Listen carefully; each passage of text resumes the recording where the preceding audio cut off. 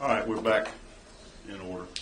We were reviewing the billing practices, the contracts that the various outside counsel had, and I pulled up here one section of Mr. Wade's bill for the really early on in his involvement in the case. As I recall, it began on November 1st of 21, so this would be out of his first bill.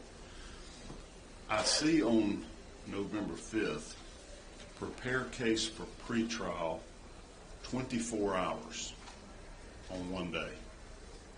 What do you make of that? I mean, I thought it was astonishing that, you didn't sleep for 24 hours. I've been to trial. I've been to trial and had to work long hours, but 24 straight. But we did question him about that at the hearing, and he said that that's when it was concluded. So how he explained it was November 5th is when the work was concluded. And so he had done that work up until then, and that he only billed when it was concluded. So he said that the 24 hours, who knows when it spanned, but that how he billed was Would have had to be between November 3rd and November 5th, though, right? So it had to be on the 4th and the 5th, 12 hours a day? It had to be. At least. And, the other thing that I noticed with this is prepared cases for pretrial. At this point, it says anti-corruption unit. His two law partners are the conflict lawyers for the anti-corruption unit. So you've got it's like my husband couldn't represent someone who's adverse to me. Like my husband is my law partner. He can't be doing privilege review on a case I'm prosecuting. So he's consulting on anti-corruption cases for the DA's office where his two law partners are doing the privilege review at the same time. That plus the 24 hours are the two things that really struck out to me. So, but the only role he had was this prosecution of this election fraud. Yes. Yes, the only role. Okay. So when it says anti-corruption, that's the corruption we're looking at, election interference. Yes, he's never worked on any other case. All right. Let's see that other bill there, Senator Bell's on. All right, so here's another one. If you can see that, okay, this is the one we put up earlier. It looks to be much more specific date-wise anyway than just, those 24-hour chunks like that. Right. I mean, it's more specific, but it doesn't say what, just for example, team meeting and argument prep. Argument prep for what? I mean, normally when we do bills, we would say, argue motion to dismiss or argue whatever the motion is. Research. What are you researching? Researching statutory privilege. Whatever it is. Yeah. Now this one he shows date ranges when it's over multiple days. Like down at the bottom, 426 to 427, 18 hours. If I'm reading that right, or 16 hours. But on that previous one, he just has one day, 24 hours. Yes. And you say these are approved by Fani Willis. By contract, she has to approve these billings. Yes, she does. And those are approved by her. So if there were any questions, and as a lawyer, when we submit bills to clients, they regularly question, and I know when I've done appointed work, they regularly question that as well. You have to list exactly what you're in court for, exactly what you're drafting. You can't just say prepared cases. You've got to say, what did you prepare? What did you draft? So, the county, in Cobb County, for example, they make you actually attach motions. If you do like an appeal or something and you're billing for that, you have to actually attach it to prove that you did the work. I did go back at the break, though, and I have an answer to one of your questions earlier. I just wanted to clear up. You had asked me when the special purpose grand jury had convened. I looked. The state filed a response. So this is DA Willis's response that was filed on February 2nd. They wrote on This response to your motion to disqualify? Yes, sir. Response to my motion. On page 13, they wrote, shortly after his appointment in January 2022, District Attorney Willis petitioned the Chief Judge of the Superior Court to convene the Superior Court judges to consider her request for the special purpose grand jury to conduct an investigation into the facts and circumstances relating directly or indirectly to the possible attempts to disrupt the lawful administration of the 2020 elections of the state of Georgia. And they attached that exhibit. So you had asked me earlier when she petitioned. So it was, in their own words, shortly after his appointment. Okay. So this whole, the cases are about attempts to disrupt, because obviously Georgia certified Biden as a winner, and he got inaugurated, that following January, and this is years later we're having this whole investigation. Yes, attempts. And my client specifically is charged with attempt and conspiracy. So he's not charged with actually doing a specific act. He's charged with conspiring and or attempt, depending on which section you're talking about in the charges. Some of these itemized statements show drafting. Yes. Did Mr. Wade draft any documents to your knowledge, or No. prepare any legal documents at all? No, not that I'm aware of. And that Did would he be sign any pleadings as if he was the drafting attorney? no, and he's not the one that usually files them. Will Wooten is the one that usually does the filing. There's two other prosecutors that also do it. Alex, and I don't want to butcher his last name, starts with a B, but he does it, and then Grant Rude. Anna Cross has also filed pleadings, but not Mr. Wade. In your review of all of his billings, did you ever see where any of his time or bills were cut or reduced by whoever was reviewing them and approving them, either Ms. Willis or her deputy? No, I never saw any questions. And her response, or their office's response, doesn't indicate that was ever done either. And your experience when you were doing like your public defender work, that you were reviewed and they cut your time? Oh my gosh, yes. Yeah, when I first left the public defender, I had a couple clients that were in the appeal process, because at that point I was in the appeals division when I left, and I didn't want their cases to linger, and I didn't want a new lawyer to have to kind of just pick up right when they were going to the appellate courts. So I kept some of them. Some of them the judges appointed me, and so I would be paid, I think it was $50 an hour, $45 an hour, something like that. And then some I just took pro bono, but I had to get those bills approved. I mean, they were regularly cut. On Mr. Wade's contract, he was allowed to bill, he was capped. He could not bill more than $35,000 in any given month. Yes. And that was not, so the original contract before the special purpose grand jury was started was a lower cap. This was the cap for the majority of his work during the special purpose grand jury and then now.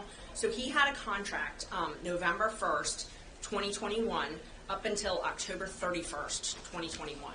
And the cap was lower for that. Then there was a period of, I think it's 15 or 16 days where he did not have a contract. Which also happened to be one of the times they were out of town. But so they re-upped the contract November 15th, and then it had a cap. But the cap was significantly higher. I mean, I don't remember the first cap, but it was not $35,000. Here is a document you produced. I think you prepared this summary that shows all the payments that he received. Either I did this, or this might have come from Fulton County Purchasing. So that was produced to you from Fulton County as Yes. all the payments he received? Yes, this was produced from Fulton County, yes. And what's the total? Is that just, my eyes aren't so good. What that looks like 22 all the way through 23? Yes, 22 through 23. So so his first bill would have been paid in January of 2022. So he billed for time in November and December, and then you see those two bills. And so those were $15,000. I believe that was the cap. So in January he was paid for $15,000 for work in November, and then in December he had work totaling $15,000, and he was paid for both of those in January. That's why there's those top two invoices for $15,000. Yes, that's why there's those top two invoices. And they produced some other documents to me as well that showed which funds they came out of. So I was able to track which ones came from state seizure money and then which ones came from county general fund. And that was all before this grand jury was even approved. The grand jury was not approved until June of 2022. Okay, it was requested in January. It was, and I just looked that up at the break. So it was requested in January. It was approved in June. The order, actually. But what happened was they started picking, so it looks like they started picking the grand jurors on May 2nd of 2022, and they actually started hearing evidence June 1st of 2022. Okay, so lots of this time was way before he would have been having to question any witnesses or attend grand jury hearings or anything. Yes, he could not have attended a grand jury hearing until at the earliest May 2nd. You were talking about the experience and expertise of the three outside, I'm going to call them outside counsel, because they were not direct employees of the DA's office.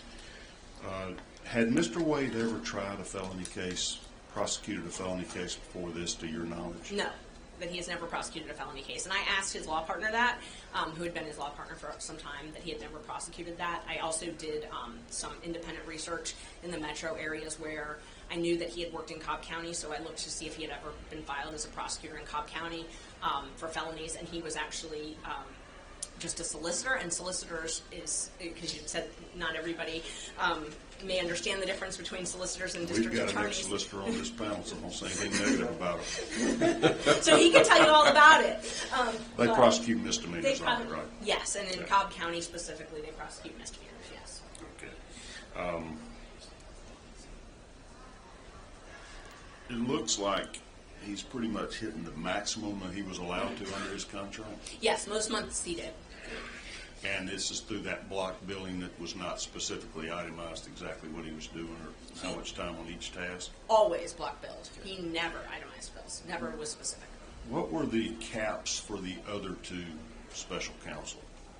Were they also limited? I assume you've received their contracts, or did they have a written contract? They did. So they had written contracts, and I do have those, and they did have caps. They were significantly lower than Mr. Wade's. They do not currently have contracts, and I just found that out at a hearing because we had asked for that. We had asked for it in open records, and then I had subpoenaed it as well.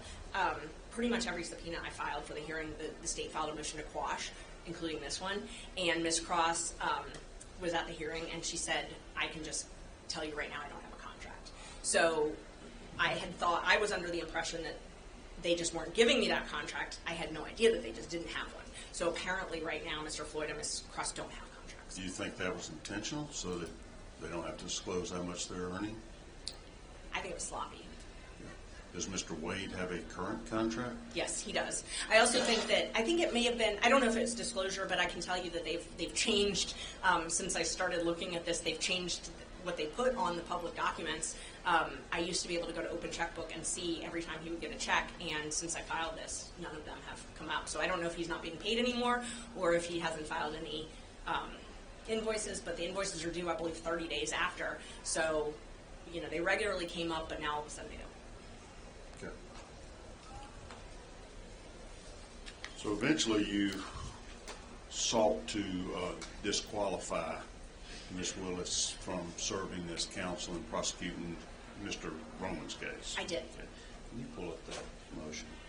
That motion was filed here in January, I think it was January 8th of 2024. Yes. What was your motion to disqualify based on? It was based on a number of things, but it was based on mostly the fact that Ms. Willis and Mr. Wade had a romantic relationship, and they had been traveling, and he had been paying for a lot of that travel. So there were a couple different things. She had not followed the statute. So the statute I referenced earlier, 15-18-20, said that you had to have county approval. She didn't have that. So that was one thing. There were also... You had figured that out through your financial records? Yes, I had figured that out through my financial records, through open records, through reviewing all the Board of County Commissioners. And I actually, to that motion, I attached, just on this issue, I actually attached a document showing how independent special counsel would normally be appointed. I'm sorry, special counsel. Because I found one where, and I think it's Exhibit, let's see. It's Exhibit J. I found one where Fulton County had actually been asked to approve a line item for an independent contractor agreement. And so this, I used it as an example of what normally would happen. Was that for an attorney? It was for an attorney. So she's saying in pleadings now that she's not required to get county approval, but in the past, for people other than Wade, she had gotten approval? This is actually the county attorney. So this document is the county attorney. I do not believe she's ever gotten approval for anybody. And her filing said doesn't. I mean, her filing, I at the break I was looking at it. I mean, she said that that I incorrectly contend that the appointment exercised by, and in parentheses, a state constitutional officer must be followed by an approval of the local government's Board of Commissioners. And she says over and over again that I'm just wrong, that she doesn't have to because she's a state constitutional officer. So that was their position, that she doesn't have to. So is that one of the grounds for your motion to disqualify these, let's just call them financial irregularities, that she had not complied with the state law or county policy of getting prior approval? Yes, that was one of the primary bases. But then I also reviewed case law and saw, the conflict of interest. And, our motion, the theory, basically just to sum up the motion, is that essentially he's getting paid all of this money, and they're not going through the proper procedures. And I go through it in the motion. I talk about how he didn't file an oath, which is rare. I'm one of those. Didn't file a what? He didn't file an oath of office, and I'm one of those people that I always, when I first start a case, I always make sure that everything is all the I's are dotted, the T's are crossed. So I always pull that. Anytime I've only ever had special counsel twice, and it's been people who were not paid, who were district attorneys in other jurisdictions who took the case on, which is the normal process in the state. But I've always pulled that just to see that they're sworn. That's something that's important to me. And I couldn't find it, so I did open records to the probate court, to the Superior Court, and there was no oath of office filed. Sworn for the special assistant district attorney? Yes. If you're going to be inside of a grand juries are highly regulated. I can't just go in a grand jury. None of us can just go into a grand jury. So you have to be a sworn officer of the state to actually be in there, particularly to present evidence. And so I wanted to see if he had taken an oath. And that's something that, you would file. It should be publicly available, not something that's really, highly contentious or secret. And there wasn't one. So, once I learned that, I was like, why are they not filing an oath? This is odd. There's no public approval of these contracts. There's no oath of office filed. This is different. What's going on? We later found out that he had taken an oath, but nobody had filed it, and the law requires, there's a statute that requires you actually file it. I have looked at that. So the statute for a district attorney, their oath, when they are sworn in that position, says, I do swear that I will faithfully and impartially and without fear, favor, or affection discharge my duties as district attorney and will only take my lawful compensation. Yes. So help me God. Did Ms. Willis sign her oath that swore she would not take any unlawful compensation? Yes, she did that, and then she also filed some disclosure forms that are required. There's financial disclosure forms that Fulton County requires that you file every year, and you have to disclose if you've received any gift over $100. So from anybody doing business with the county. And Fulton County is I used to be a Fulton County employee. They are very strict on those types of things. So anytime there's anything that could be construed as a gift over $100, and I've gone to lunch with prosecutors before who wouldn't let me pay for lunch because they're like, what if it's over $100, So people do take that pretty seriously. So that would apply to Ms. Willis would not be allowed to receive gifts from whom? From anybody who was, and I actually believe I attached it as an exhibit. It's basically anybody who is doing business or seeking to do business with Fulton County. Okay. So, and it's one of those. That would include Mr. Wade, obviously, then. Oh, definitely. Okay. And that makes sense because that's one of those provisions that's supposed to, be guarding against honest services. Like the anti-kickback statute. That's exactly what Hire somebody as a vendor and they give you gifts in exchange. Yes, and so they require that you disclose that every year. It's signed under oath. You have to file it with Fulton County. So how'd you learn about this relationship between Mr. Wade? I think this has been acknowledged now by both parties, correct? It has, yes. It's a dispute as to when it began, but it's acknowledged that they had I don't know if they still do, but at least had a romantic relationship. Yes, that's How'd you figure that out? How'd you find out? So at first, I knew Mr. Wade and I knew Miss Willis, and a lot of people in the community were a little surprised to see Nathan, Mr. Wade, handling this case. It was just, a lot of people said that, and so a lot of people were talking about that, and it was kind of surprising, because it's not really, he does a lot of law practice, but this isn't what you would imagine him doing. Did you ever see him have other billings? I mean, how do you have time to represent anybody else when he's billing, 24 hours a day to Fulton County? He had other people working for him. Like, he had a law student working for him for a while, and then he had a first-year associate. So I'm assuming that they would probably do whatever other work he had. Did you ever look at his calendar? Did you have access to that to see if it matched up? No, I didn't have access to his calendar, and I didn't have access to their like text messages. I mean, I was able to get get his geolocation data through subpoena, but the one thing that really struck me is if I was accused of something and I was saying I didn't do it, I would download my phone. They have a system that's called Celebrate, and Fulton County pays for it. City of Atlanta pays for it. It's literally a system that you can hook your phone into. I have an investigator that has it, and I have my clients do it all the time. You hook your phone up, and it can find deleted text. It can find everything, and you can limit it. You can say, I only want text with this person. So if I was being accused of having an affair with someone, and I said it didn't start until April, and someone else said it started in October, the easiest thing to do is to, download that phone, and for privacy concerns, you can file it under seal, but you could easily narrow it down and say, I want this timeline, I want all of our texts from, November 2021, and it would easily tell whether or not they were romantic in nature. Before I leave the billing issues, did you ever compare Floyd and Cross's bills to Wade's to see if they were meeting together, like there was that meeting with teams, or what? Were they billing for the same meetings as well? So I looked at that. One thing is we don't have most of Floyd's. So Floyd has not billed in quite some time. So I didn't have his to compare, but I did look at Anna Cross's. The one day that I remember looking at was when they were in federal court to see, because so Ms. Cross was the one actually litigating in federal court. But Mr. Wade was sitting there with them at counsel table, and they both billed for that. I wanted to see if he billed for time that he was sitting in court waiting, because I know in Cobb County, for example, with appointed work, if we're sitting in court waiting, we can't bill unless we're actually doing something. Like, they won't pay for two people to sit there. And so I wanted to look at that. But they were both there in court that day. What about the teams meeting where he billed for? Were either of them involved in that team, since they're also outside special counsel? No, they were not. So all of those people were people who would not have itemized that. Okay. Employees. Back to your uncovering the Right. relationship. Yes. How did you figure it out? So Terrence Bradley was Nathan Wade's law partner originally, and he was also his lawyer in the divorce. I did not at the time know that they had filed for divorce. I knew Nathan's wife. I knew both of them historically from Cobb County. I mean, people knew them in Cobb County.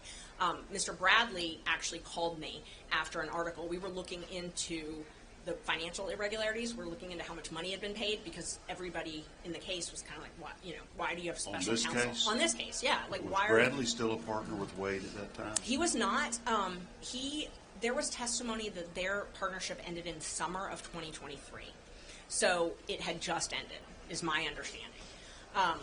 And it's kind of unclear, like, what month. The testimony is very unclear as to when they actually, I have when they dissolved. I think it was September, but it's very unclear as to their partnership. And I will say their partnership was a loose partnership. They had a partnership with the bar, but they all had separate legal entities. So each of them were filed as the law office of Terrence Bradley, law office of Nathan Wade. They had some joint bank accounts, but then they had some separate bank accounts. So I don't really know the exact structure. It was a very loose type of organization. But they were working together. And so Terrence actually called me. He had seen an article where I had done open records with another lawyer, Manny Aurora, and we had uncovered how much money everybody had made. The news had gotten wind of that, and I later learned that the news had open records to get all of my open records. So every time I would get something, the news would get it, because I wondered how that happened.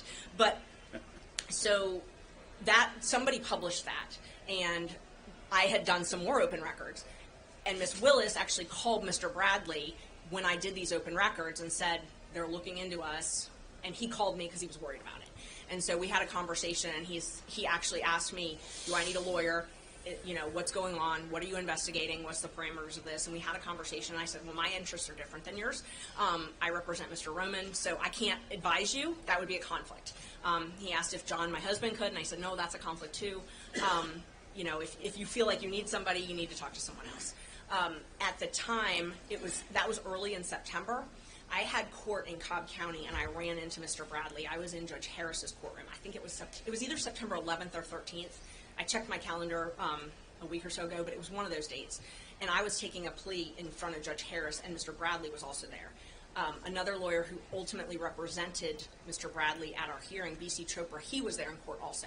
And then a friend of all of ours, who's a district attorney, his name is Bert Cohen, he was taking the plea with me. And Bert and I have known each other for a long time.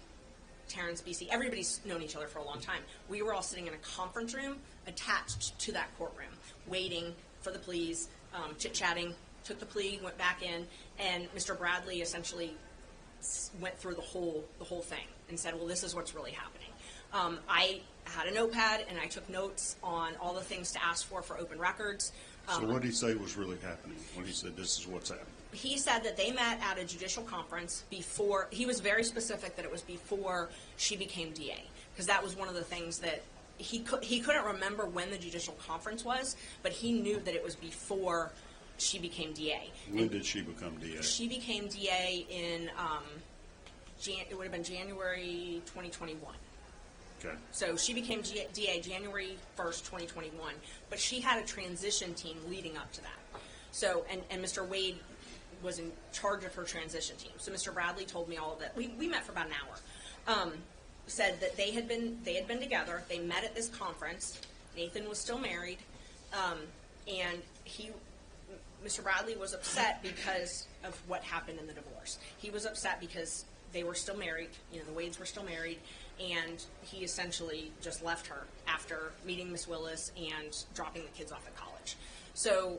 And Bradley was Wade's attorney in that divorce action you're talking about?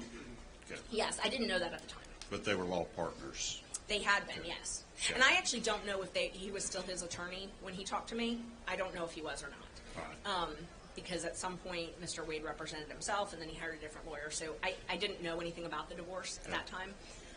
So Bradley did not like the way Wade had treated his wife. He did not.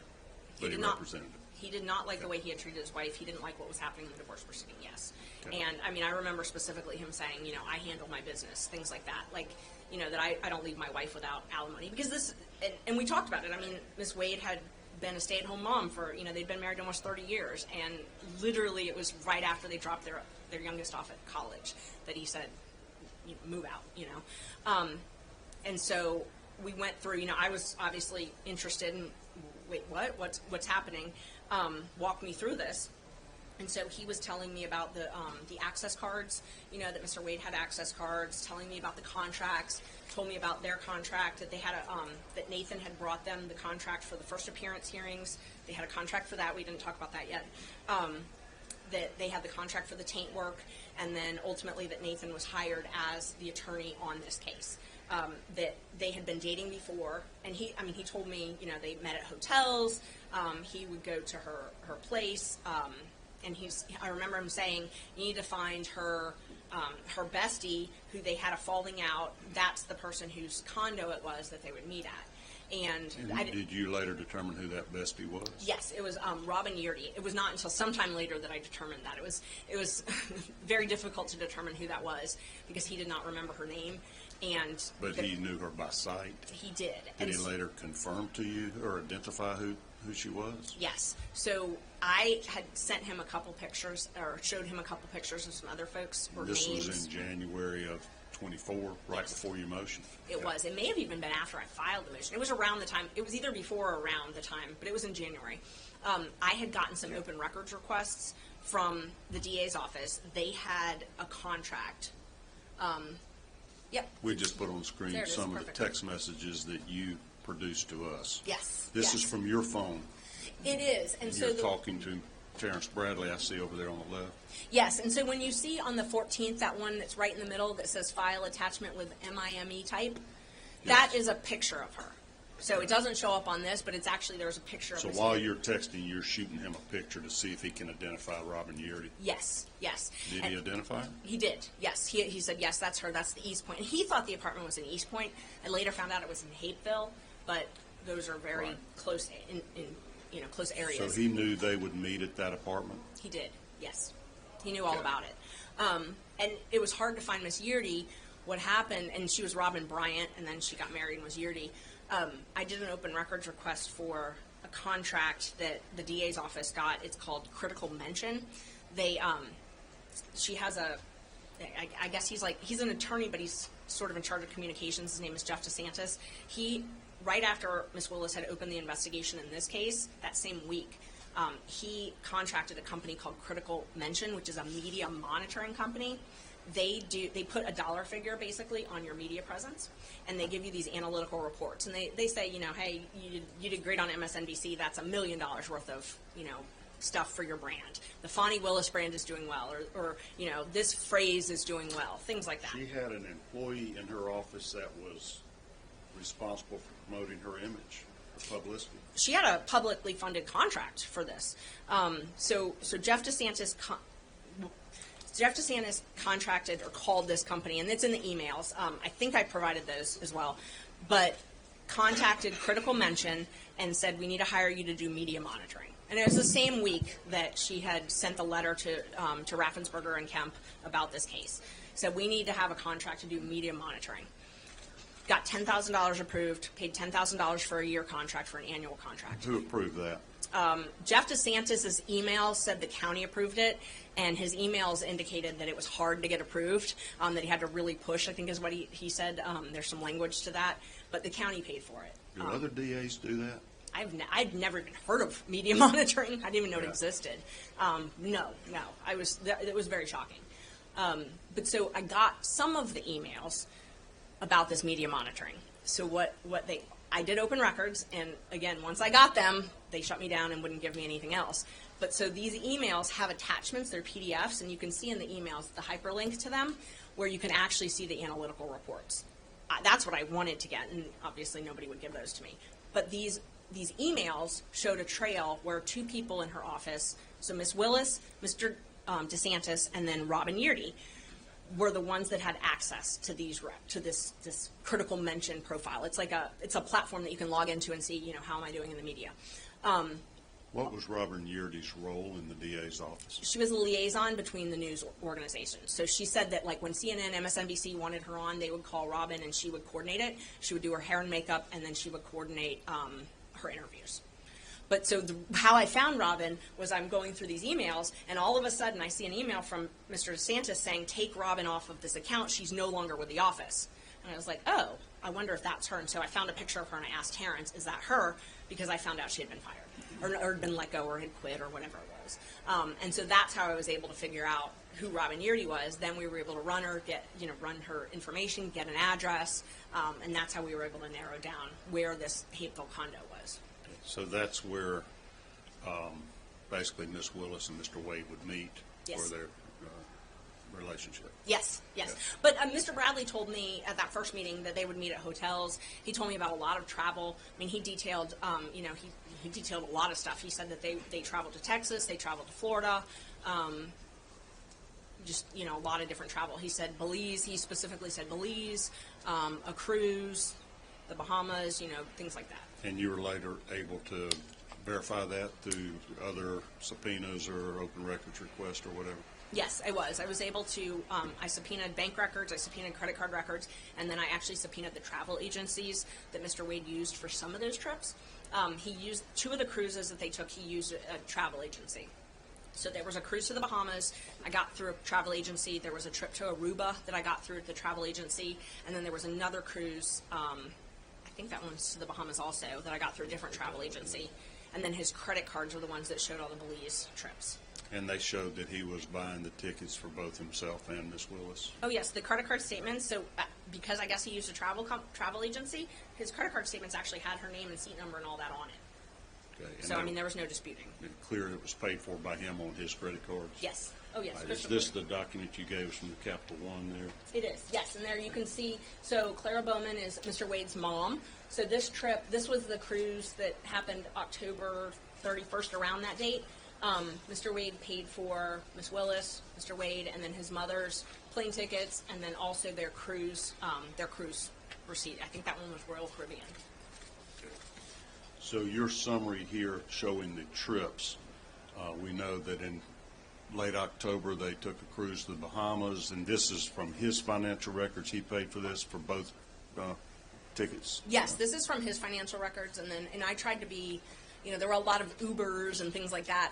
I did not include things like that, right. I wasn't positive. I wanted to be under-inclusive, not over-inclusive. Right. And then you show the trip to Aruba, another one to Bahamas, one to Belize, one to Napa Valley, California. Yes. These are all from October 22 up till May of 23. Yes. Okay. This is a document you produced to us? Yes. This summary, is this something we prepared? No, it's a summary. Okay. And so you discovered that and verified its accuracy through these credit card receipts, et cetera? Yes. Oh, yes. Okay. Do either of them deny these trips occurred? No, not at all. And so is this the impropriety, the financial impropriety of getting financial benefit from the job that he's paying for her way on these trips with money? Yes. That she's paying him and approving? This is what I would call undisputed. Some of the other stuff on his credit cards, it looks like there's trips to Charlotte and Florida and other things like that. But this is what we could undisputed say was with Ms. Willis.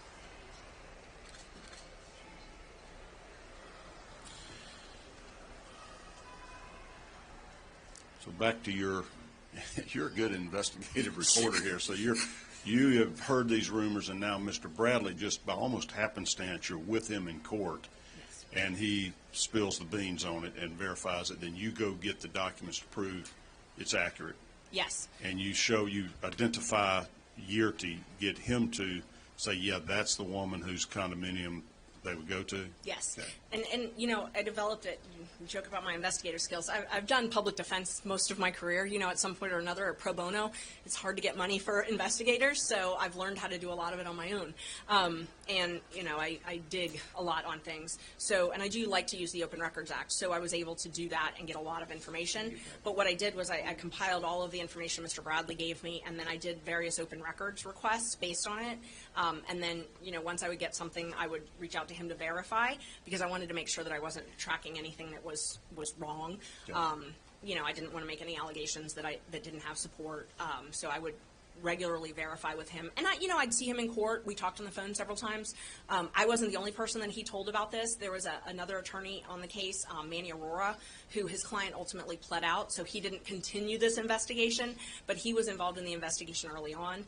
And Mr. Bradley told him some of the same things that he told me. So, you know, I was able to independently verify a lot of things, which to me, investigating is important. You know, that the East Point location, that it was in Hateville. You know, Robin Yeardy actually did quit.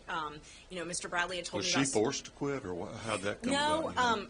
I don't believe she was forced to quit. That was a point of contention in our hearing. She said she left, that she was sent to another division.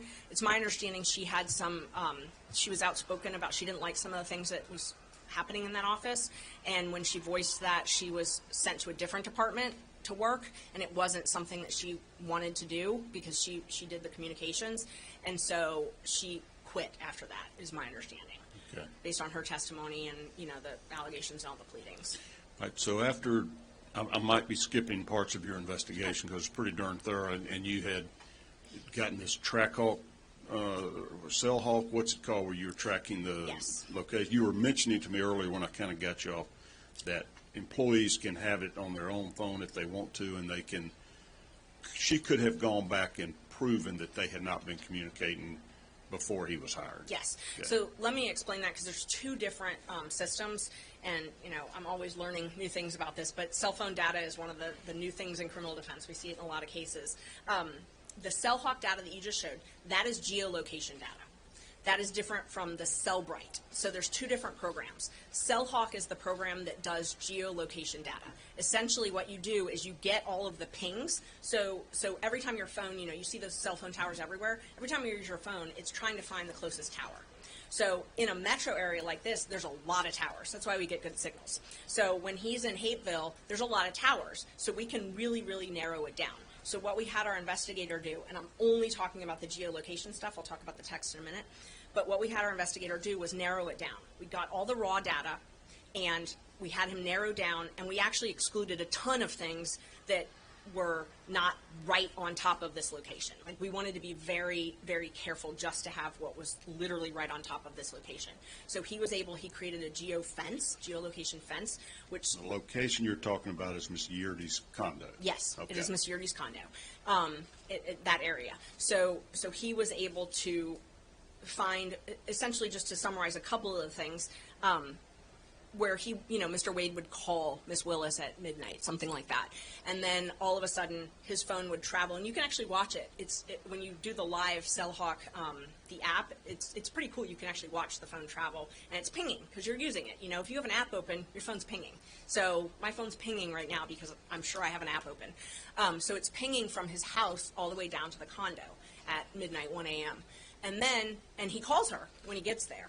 And then it goes silent for 4 or 5 hours. And then, you know, early in the morning hours, he starts pinging again, driving back, and then he texts her when he gets home. So, and this is before he gets hired in November of 21? Yes. Okay. So, and there's a couple different ones, and I would defer to the experts on the Cellhawk data, but that's the summaries based on what we had him do. And again, we tried to be very, very narrow. There were a lot of dates that it looked like it happened also, but, you know, maybe he was bouncing off a different location, and so we wanted to be very narrow. So is that why y'all asked him in the hearing, how many times did you been to this look? I mean, you already kind of have the data on it. Well, so that's an interesting point. All we have as defense lawyers is the right to subpoena evidence. I have to have an evidentiary hearing to do that. I could not issue a subpoena for AT&T for this evidence until I had a hearing date. So, and it takes a while to get this stuff. We got it that morning. So, the morning of the hearing, and obviously I'm kind of busy doing the hearing, we got that data. My paralegal was literally trying to download it for the investigator at the time and get it over. We knew we had the data, but we didn't know what it showed. So at that time, we didn't know, what it showed really until he was able to do the analysis. We had some preliminary reports from him, but nothing. I mean, it took a lot of hours. It's a lot of data. So it takes a lot of time to pinpoint this information. But the other thing that I was talking about, so this is the CellHawk report, and heat map is just like how many times it's pinging, heavy concentration is, you're talking a lot at this time, or you're at that location a lot. There's a lot of usage. The other thing I was talking about, just to make sure it's clear, so that's CellHawk. Cellbrite is a different program. Cellbrite, and it's Cellebrite. Cellbrite is a program similar to CellHawk, but it downloads data in the phone. So, like, this one is you pinging off of towers. It's geolocation. Showing where you were. Exactly. At a certain time. Cellbrite actually can get your text, your pictures, your app usage, all of that stuff. So it's one of those things that if you want, if a defendant is threatening someone by text and they delete it, they'll take their phone and hook it up to Cellbrite. Cellbrite it makes what's called a forensic copy of the phone, but you can also limit the data. So it's a very expensive program. So not a lot of people have it. So when I have my clients use it, it costs a lot of money for them to have it done. But the DA's office has it. They have the software. They pay for it. You can find that in their open checkbook. The city of Atlanta police have it as well. But what you can do is you can copy cell phone. So, what I had mentioned earlier is you have to have the cell phone to do that? You do. You have to have the so cell phone. So what, did Mr. Bradley give you all his cell phone? Or No. how'd you get Mr. Wade's cell phone? So we did not get that data from Mr. Wade. So we only got the geolocation data from Mr. Wade. I do not have the power to get the text messages. I don't have that power. I would have to have a search warrant. The state's the only one that has the power to actually get someone's text messages out of their phone. But my whole point in saying that was if I had been accused of having an affair and it didn't start, and I said it started in April and someone else said it started in November, they have the ability. I don't have the ability. They have the ability to plug that phone into the Cellbrite and print out a report that shows all of the texts. So Mr. Wade and Ms. Willis, had they wanted to disprove your allegations, could have just used that Cellbrite program, and it would have shown no communications between them. Yes, and it would have also showed the contents of the text. If the texts are romantic, if they're not romantic, if they're friendly, and they would control the data. So if there's something that was privileged, they could redact it. If there was something that, if they wanted to only limit it to, like, we want to prove that we weren't talking romantically in November, they could limit it to that. So they could have actually pulled up the text itself to say, hey, I need you to help me work on this case, or else, hey, I need you to meet me at the Love Nest. Yes, 100%, yes. I don't have that ability. So I don't have the ability to get a search warrant and get that data. All I have the ability to do is get that geofencing. Well, who found out about these 12,000 texts and calls and all that kind of stuff? That is what I was able to get by subpoena. So I was able to get the geolocation data by subpoena. What I can't get is what's inside of the phone. I can't get the texts inside the phone. The words in the text. Exactly. But you were able to find out that they were texting each other prior to November 1st of 21. Yes. How did you find that data? Is that anything you've produced to us? That is, so the CellHawk data actually analyzes that. So you can see, and we just summarized 2021. So approximately 12,000 interactions, that's voice and texts for the year of 2021. And again, remember, 2021, he didn't get the contract until November of that year. So most of 2021, he's not under contract. Over 2,000 voice calls, almost 10,000 text messages. How did they explain that? Did you confront? We're not privy to what all came out in evidence at the hearings that you've had. Did you get either one of them to say, that's not true, we didn't really talk 12,000 times? Or? No, what they did was they filed an affidavit saying that geolocation data is not always reliable. Okay. Does that apply to Cellbrite data, though? No, it doesn't. And it was ironic because I have a number of cases. I mean, almost every murder case I've had in the last decade has had geolocation data. Used by the prosecution against the defendant, right? They use cell hawk data. I mean, literally, they're using this right now. So our investigator actually analyzed the same. There's a trial going on. It's called the YSL trial. There's the same data being used in that trial, and our investigator actually analyzed it for them in that case. So I mean, For them, you mean for the Fulton County DA's office? no, for the defense looking at that data. So the point is, they're currently using the same data in another courtroom to prosecute someone, but their defense in our case was that it's not reliable. Okay, got it. And did your Cellbrite data come in? The existence of the cell phone calls? No, so the Cellbrite data, that would have to be voluntary on part of the DA to actually So they could show you that to disprove your allegations? 100%. Okay, didn't do it? No. Neither Wade nor Willis? No. Okay. All right, so you've done your investigation. You've determined you think there was a relationship that had begun before he was hired. Yes. And after having met with Mr. Bradley, you began to prepare a motion to disqualify and to dismiss the case altogether, right? Yes, I actually started the motion Let me in get back on September. the cell phone. and then the added to text it. messages. All right, and so then you somehow preserved, you had text communications with Mr. Bradley to confirm this? Yes, And was that because you didn't want to file a pleading that was inaccurate? 100%. You wanted him to verify the accuracy of what you were claiming had happened? I did not want to say one word that had not been verified. Because he was the source. Yes. He's the guy that was his law partner and his divorce attorney, Yes, who probably knew as well as anybody in the state. they had been best Well, friends also. Okay. All right. And so let's pull these up, Senator Dolezal. When did you start? You kept these text messages somehow? I did. So I actually, Mr. Bradley uses a Android, I believe, and so it was not easy to just download them, and I'm not the most tech savvy person. I also, there's a lot of texts that just went into things that I thought would just embarrass people and weren't relevant. So what I did was I screenshotted the texts that I thought were relevant. I tried to use those in court, but the prosecutor kept objecting and saying I was hiding things because I wasn't showing all of my text. So they just kept on and on for days saying I was hiding things, And I explained to them, I let them look through my phone. They scrolled through all my texts. Who's they? It was Adam Abadi was the prosecutor. Okay. So he just kept saying, that where's the beginning of that text? Where's the thing after that? Where's the other part of that text? These aren't complete. Rule of completeness, kept objecting. And I had just screenshotted the texts that I thought were highly relevant, but weren't slanderous, I guess. I don't even know the word. But, there were some that Miss Willis's daughter had failed out. Like, things like that. They were just ugly. They didn't need to be admitted. Oh, yeah, I read that. I had tried really hard to just screenshot the relevant ones, but they kept saying that I was hiding stuff and I wasn't showing the whole thing. So when they objected to my text coming in the screenshots, they said they wanted the whole text chain, and the judge ordered me to, if I was going to admit the text, to go figure out a way to download all of them. So I bought a program for $20-$30 and took 3 hours, and I was very proud of myself for finally figuring out how to do it. But I was able to make a copy of it and then redact our phone numbers. So this actually showed when they're read, when they're viewed. What were you, all right, so up there on January 5th at 9:50 a.m. Mm-hmm. You're asking, what do you, read the question. So I'm asking him, do you think it started before she hired him? You're talking about the affair. Yes, the affair. And what's his response? His response was absolutely. It started when she left the DA's office and was judge in South Fulton.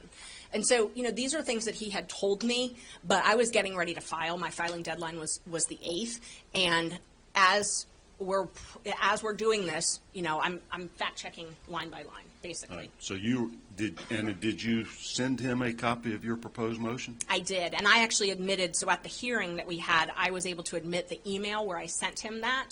So I sent him a copy of the motion that weekend when I was I wanted him to review it, and then he had a text. He didn't write me back by email, but I submitted my email so that the court could see exactly when I sent it and when he responded, and then he responded that everything looked good. Because I asked, I said, I'm sending you this motion, I need you to look at it, and then he responded that everything looked good in it. Right. He actually told me at first he wanted me to make some changes because I had not included the information about how much money he had received. I had only included the information about how much Wade had received, and I didn't know that it was it wasn't really highly relevant to my motion, but he was like, oh, that's going to tip them off that I'm talking to you, and he did not want anybody to know that he was talking. He was very concerned about what. I'm going to let you just read through this chain. Okay. All right. We left off up there. Absolutely, it began before it began when she was a judge in South Fulton. When was she a judge in South Fulton? She became a judge in August of 2019, and I did an open records. I first asked. I first did an open records, and they said no. So then I subpoenaed the records for the judicial conference, the municipal court conference. So she was a municipal court judge. They were both municipal court judges. So I got the. Who's both? You mean Wade was the judge at the time also? Wade was a judge. He was actually a speaker on the panel. It was October 2019. So I found online an old agenda where he was speaking, and Terrence Bradley had told me that they met at a conference where Wade was speaking and Willis had gone. So I knew that. So and it was in person. So I could narrow it down because of COVID. I figured out when COVID happened and when, all the conferences went virtual, narrowed down my timeline. So I searched for this specific time period, which is when Bradley had told me the relationship started. And when was that conference? It was October 2019. So I found the agenda for that. So then I reached out to the municipal court judges CLE group and said, here's an open records request. I would like a list of attendees because I wanted to verify Ms. Willis went there because I was trying to fact check. And they said no. So I subpoenaed them and they gave it to me. I also subpoenaed. Was she in attendance? She was. Where was that conference? It was at Lake Lanier. Yeah. I also did an open records request to the city of South Fulton because I know that they have to sign off if your judge is going to go to a conference. So I did an open records request to them to make sure that they had actually sent her to that. So I verified from 2 different sources that she attended that conference, and that matched what Mr. Bradley had told me. All right. So is that a part-time job, a municipal court job, a judge? Yes, okay. It is. So Wade could continue practicing law and do that on the side? So she was a full-time, but Wade is a part-time, and Wade only did maybe once or twice a month at most, because he was in the city of Marietta. I mean, he was a fill-in judge for that. That wasn't his. Okay, so you narrowed it down to that's when the relationship began. But scroll through here for us, and I can't read that green line. What's okay. the next? If you don't mind, just sort of read No, us of course. through.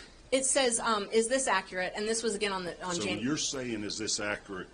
You're going over this brief and saying, I'm about to swear this in court. Will you verify it's accurate? Yes. Okay. So at that time I was going through the actual statement because I was trying to figure out how to say it, and so I said, upon information and belief, Willis and Wade met while both were serving as magistrate judges and began a romantic relationship at that time.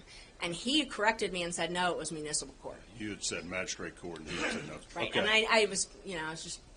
I slipped up. I should have said municipal court. I knew that. So you say thank you. What was his response after that? No, this is 12-something p.m. on January 5th as you're getting your pleading ready. He said, you can't put where they met. Not many people know that. I might be one of only, not even Chris Campbell. Chris Campbell was their other law partner? Yes. Okay. And I did not disclose Mr. Bradley in my initial filing. I didn't until the state forced me to. Why was he afraid to be disclosed? Just because of his relationship with Wade, or was he afraid of these people, or just didn't want to betray them, or what? Multiple reasons. I mean, it's the district attorney in Fulton County. I didn't really want to go, file something against her. It's not exactly a fun position to be in. Also, I mean, they have a lot of mutual friends. I'm sure it wasn't a fun position to be in, to be outing a friend of yours, But the attacks, I mean, it's a small legal community. Were you able to get this into court? Because Bradley, I saw some of his testimony, all of a sudden can't remember anything about anything now. Were you able to use this to impeach him and show that he did know precisely what happened and when? Yes, and he changed his testimony somewhat. At first, when he first testified, that he had never discussed this with me. And then you showed his text messages where y'all discussed it. Well, at that point, that caught me off guard. So, I didn't expect that. So then I pulled my text messages, and I had some screenshots of them just in case. And I told his lawyer, do you want to look at my text messages? And so then he later came back and testified that yes, he had. Tat told you that? Yes. Okay. And did Wade testify at any of these hearings? He did. Did he acknowledge the relationship or not He acknowledged the relationship, yes. before he was hired? No, he did not. So before I filed the motion, nobody acknowledged any relationship. So I filed the motion on January 8th, and then on Martin Luther Yeah, King. walk us through that. What were the grounds why is it you feel like Fani Willis should be disqualified from continuing this prosecution? Yeah, and so and these are things that I alleged in my initial motion that was filed on January 8th. I outlined this. My client in particular was not part of the special purpose grand jury. They did not recommend him to be indicted. He was not a subject. He wasn't part of that. So he was added on. That's interesting, because I remember hearing that the special grand jury had recommended prosecuting like 40-something people. They had. He yes. was not even in that list of 40? He was not. And they didn't take, or they, as in Fani Willis, did not take the advice of her own special grand jury as to more than half the people they wanted prosecuted. Subsequently, there's been a book that was published that called "Find Me the Votes," that authors had exclusive access to her, and so all of her theories in how to indict people and who to indict was explored in that book. So from that, I was able to learn that she cut a lot of people. You know, and I mean, I have. Was that because they cut deals with them, immunity deals, or? Some of them were that. Some of them I just don't think she wanted to bother with.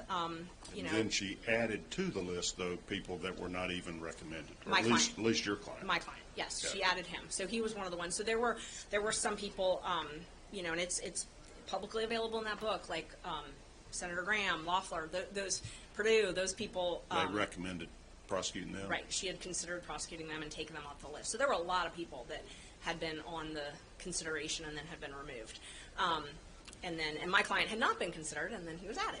So to me, I was trying to figure out, you know, why would you want to expand it? You know, there's different ways you can go about prosecution. Did you figure out why they add your client to the list? No, but the my allegation in my motion is that, you know, the bigger the case is, the more money that's made. And that, you know, that made sense to me. So for me to file the motion to disqualify, obviously, we had to have some type of a basis, you know, besides all of the violations. And so expanding the litigation, because of how large it is, the judge has said we're probably going to have 3 trials, and each of them is going to take several months. Where if you just imagine, just follow me down the path, if you only indicted one person and it was narrow, you know, you could try it in a month. If you indict 19 people and, you know, 3 different essentially alleged criminal schemes, you know, like I divided it up earlier, that you now have 3 years of trial. You know, you've now gone from a month of trial to 3 years of trial. That's a lot more money. And so that, to me, was a financial motive, particularly since my client was not recommended by the special purpose grand jury to be indicted.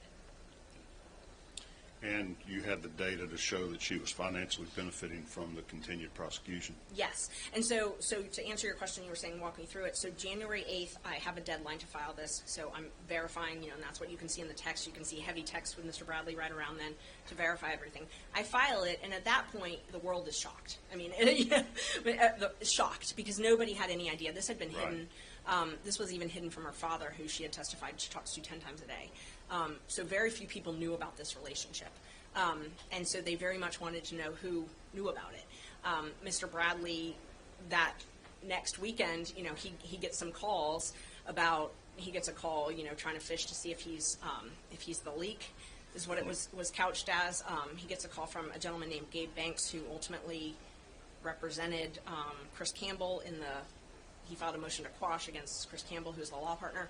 Gabe Banks' wife works for the DA's office? Yes, he does. She does. Works for Fani Willis? Yes, and I've not gotten it. I've not opened records it, but I have been told that Mr. Banks also has one of these special counsel contracts. Again, I have not opened records that, not part of my case. But so he calls Mr. Bradley, and Mr. Bradley calls me and another friend of ours. Her name's Cindy Yeager. She's a district attorney in Cobb County, and, you know, he was upset. I talked to him, I believe it was Saturday night, you know, and I could tell he was upset by his text. I left my kids and went and talked to him because I was worried about him. And, you know, he took it as what he described to me as the first shot against the bow, you know, that they were trying to figure out if it was him, and they were trying to silence him.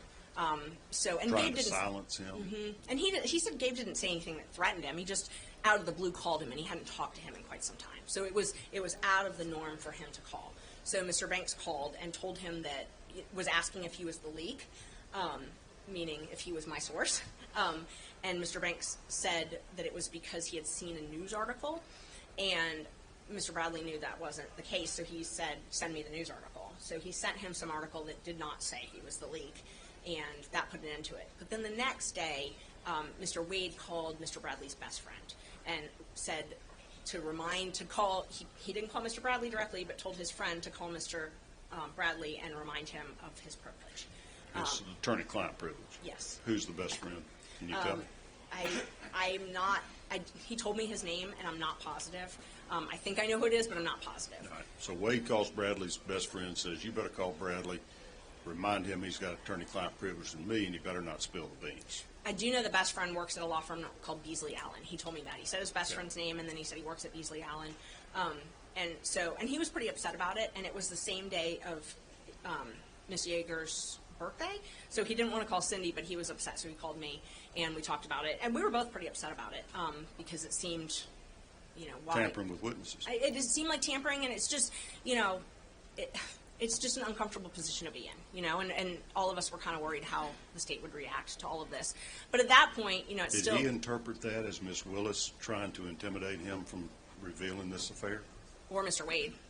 Okay. He took it as intimidation, yes. All right. Because what he called it as is the second shot across the bow. Those were his words. So he said the first shot across the bow was Gabe Banks, second shot across the bow was Nathan Wade calling. Okay. So that's how he interpreted it. But at that point, I had not disclosed him as the witness, as the primary source. So nobody knew that, and I was trying to protect him as much as possible, just because I knew he didn't want these calls. It's not something that you want. So they filed some motions to quash, and I had to Quash what? To quash all of the subpoenas, pretty much every subpoena that I had issued. So after you filed this motion to disqualify, I guess a hearing was scheduled? Yes. And then you started issuing subpoenas to line up your evidence? Yes. That's when this witness tampering occurred? Yes. After that, to try to intimidate your witnesses from coming to court? Yes. So, and let me walk through the timeline. So I filed this on the 8th. The next thing that happened was Ms. Willis testified. I say testified. She spoke at a church on Martin Luther King Sunday and was making some statements about why did they single out Mr. Wade.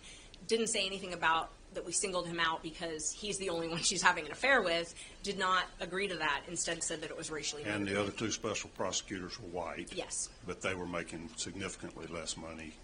Right. And she even said, to the church, she even said that I'm paying them the same rate, which is not true. Mr. Floyd's contract is for $150 an hour. It's never been $250 an hour. So that, one of my kids was listening to it and, said, come listen to this. And I listened to it and I was like, wait, that's not true.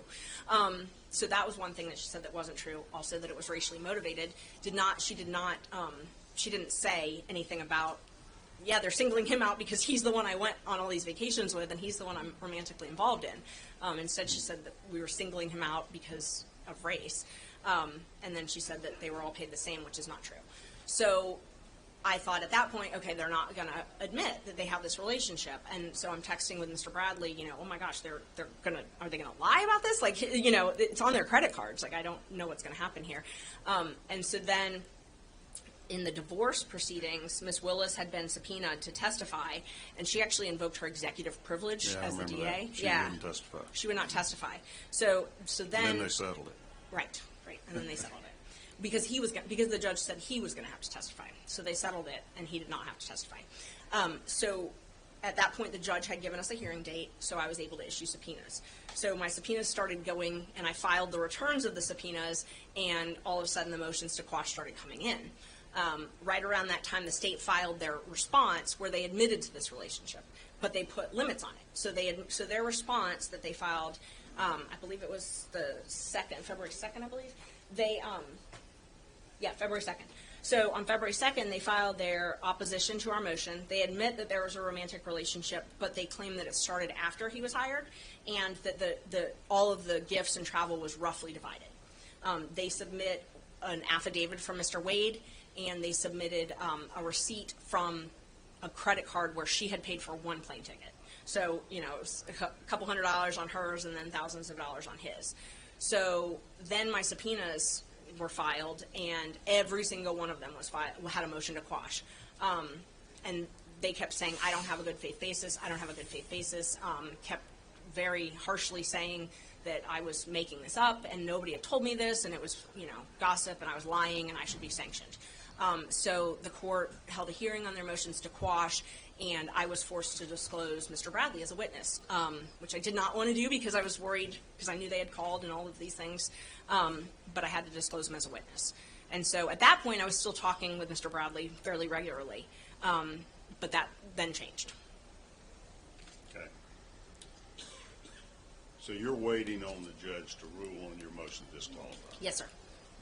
In summation, the grounds for that are what? That this is improper for a prosecutor to have a relationship with the special prosecutor? Yes, it is a conflict of interest. Okay. And that's because of the financial benefits, or just because? Mainly the financial benefits. There's a couple different aspects to it. We've also alleged some other misconduct because the prosecutors aren't allowed to publicly condemn an accused prior to trial. And she made a speech at a church and said this was racially motivated, talked extensively about the clients being guilty.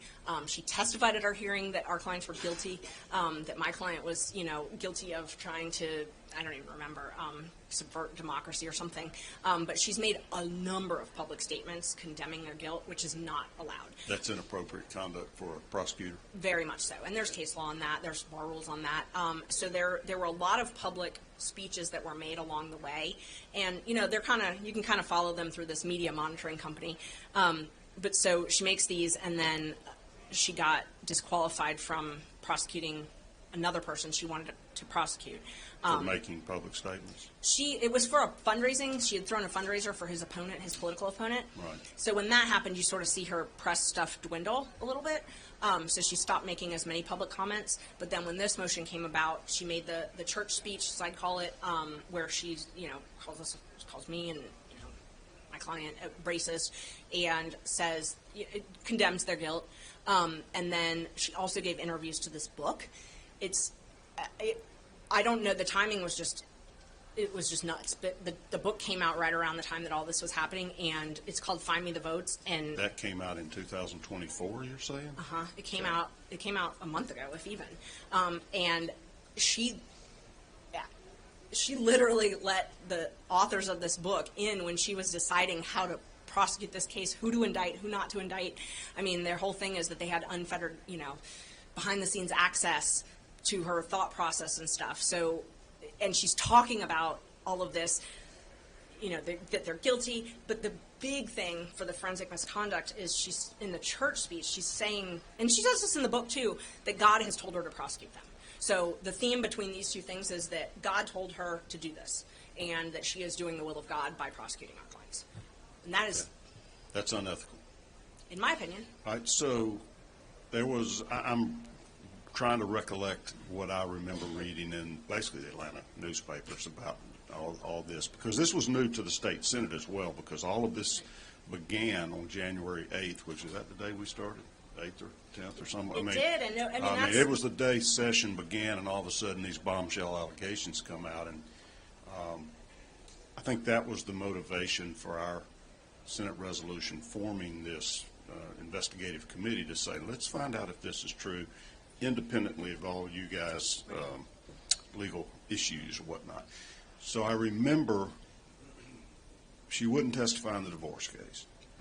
But did you subpoena her to testify in your motion to disqualify? Yes, and she filed a motion to quash. She refused to testify, but then she came to court and did testify. Yes. Okay. And in that, as they were arguing the motion to quash.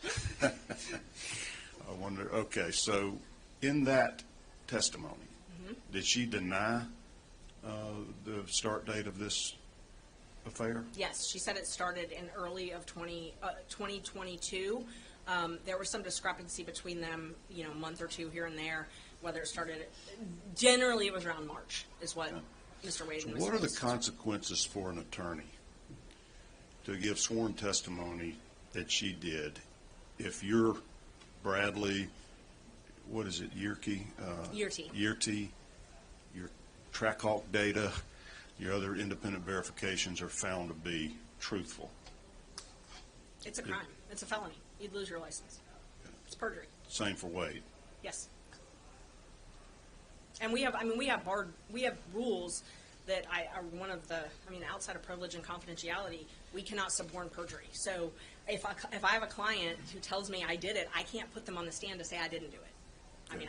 I would lose my license over that. I cannot do that. And Yurdi came to court and said, oh yeah, this started in 2019. She saw them.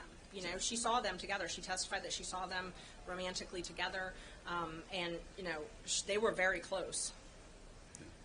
And you had Bradley's text message that showed he confirmed that absolutely back in January. Yes, and he had a lot of details, little details that matched up. Did you get other details from him by phone? Yes. That wasn't in the text. What did he? A garage door opener that Mr. Wade had a garage door opener, and then I've subsequently learned that he told Mr. Aurora the same thing. Garage door opener to her place? To her place. Okay. Mm-hmm. Yeah, to her place. There were other things, just a lot of context, things about how freely Mr. Wade could go in and out of the office, the DA's office, stuff about that they would sometimes use hotels. One thing that he told me was that Mr. Wade had, before he filed for divorce, had used Mr. Bradley's credit card and then paid him back in cash so that there wouldn't be a record of it. Okay. All right, so I'm a little puzzled by the legal standard.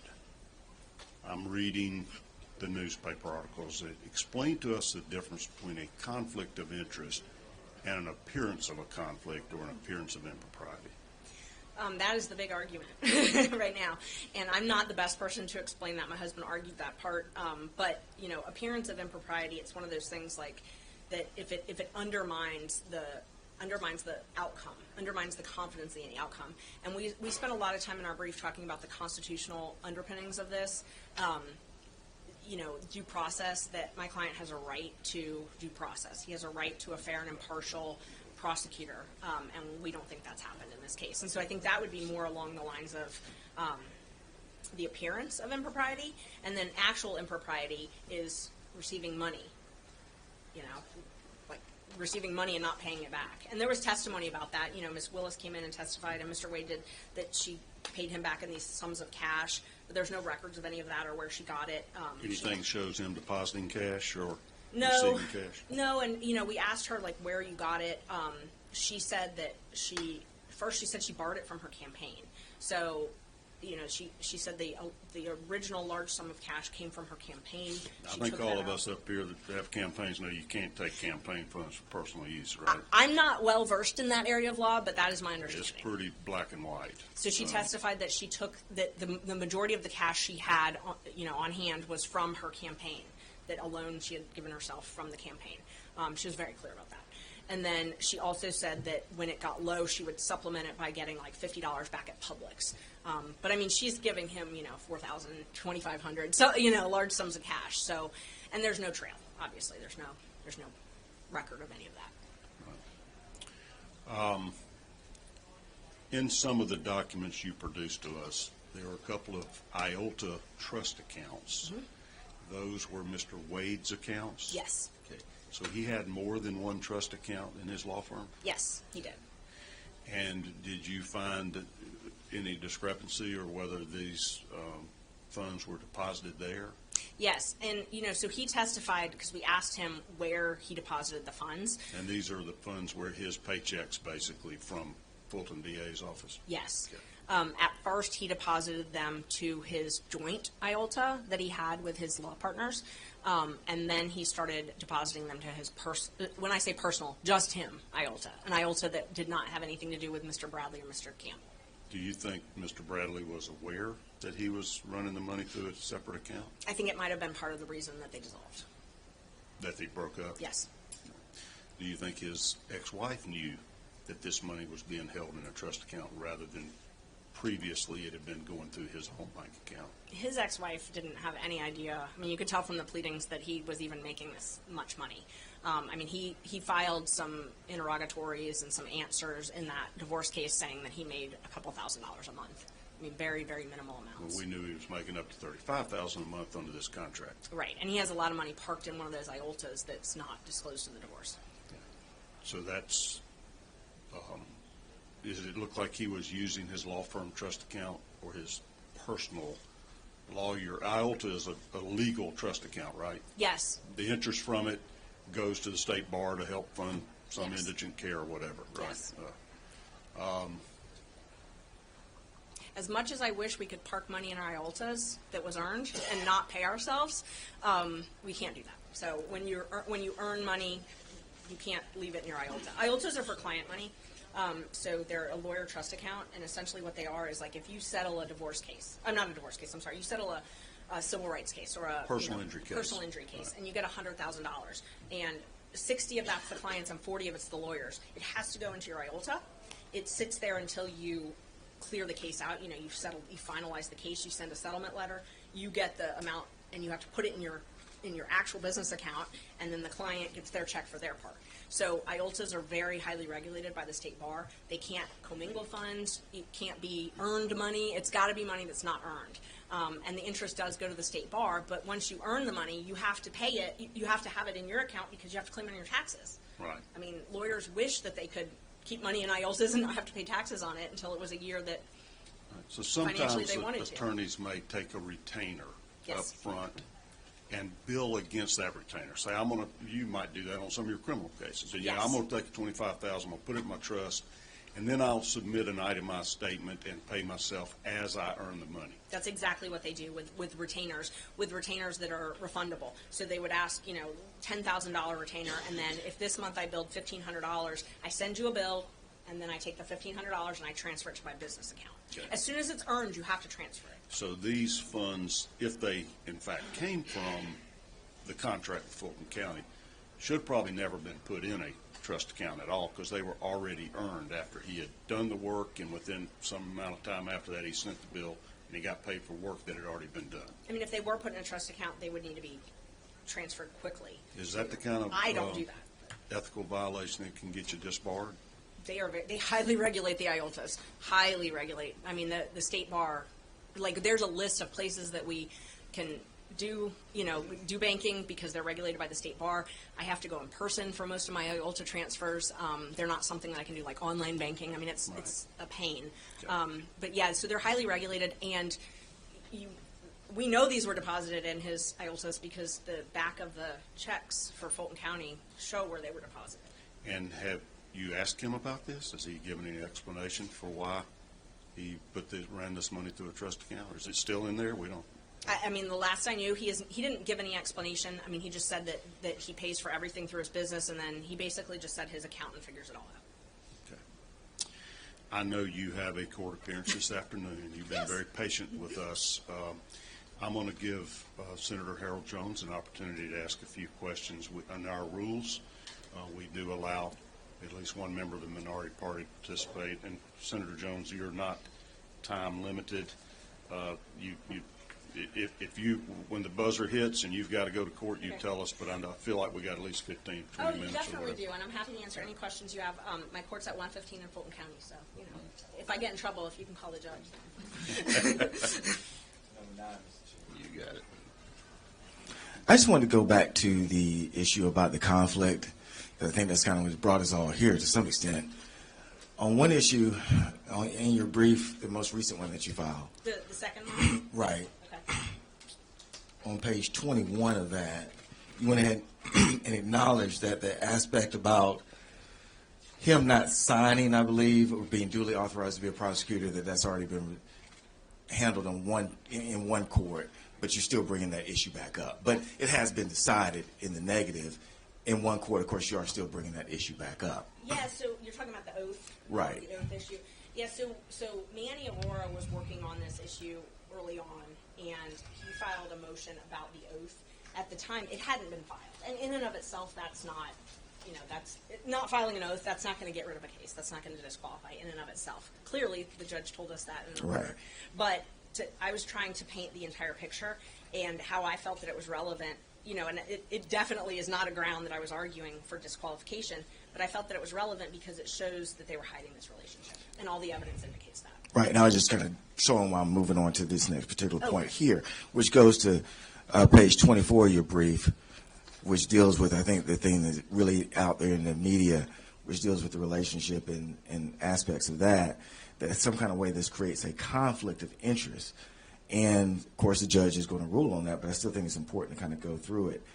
And you cite the case of Whitworth versus State. What in that case actually applies to this particular case? I don't know if I'm looking. You said it was the last one that I filed? Yeah. So February 9th, Yes, page 24. page 24, you said Woodward? Whitworth. I don't see Whitworth.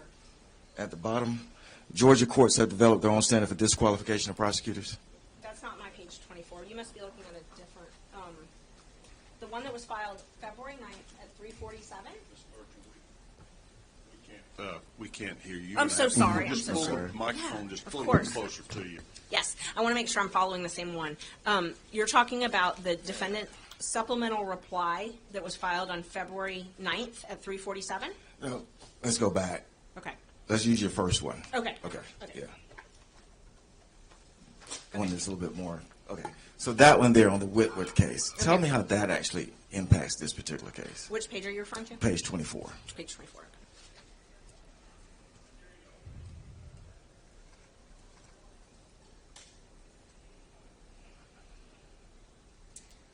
So the site is Whitworth. The court recognized a conflict of interest as a ground for disqualification, held to arise where the prosecutor had acquired a personal interest or stake in the defendant's conviction.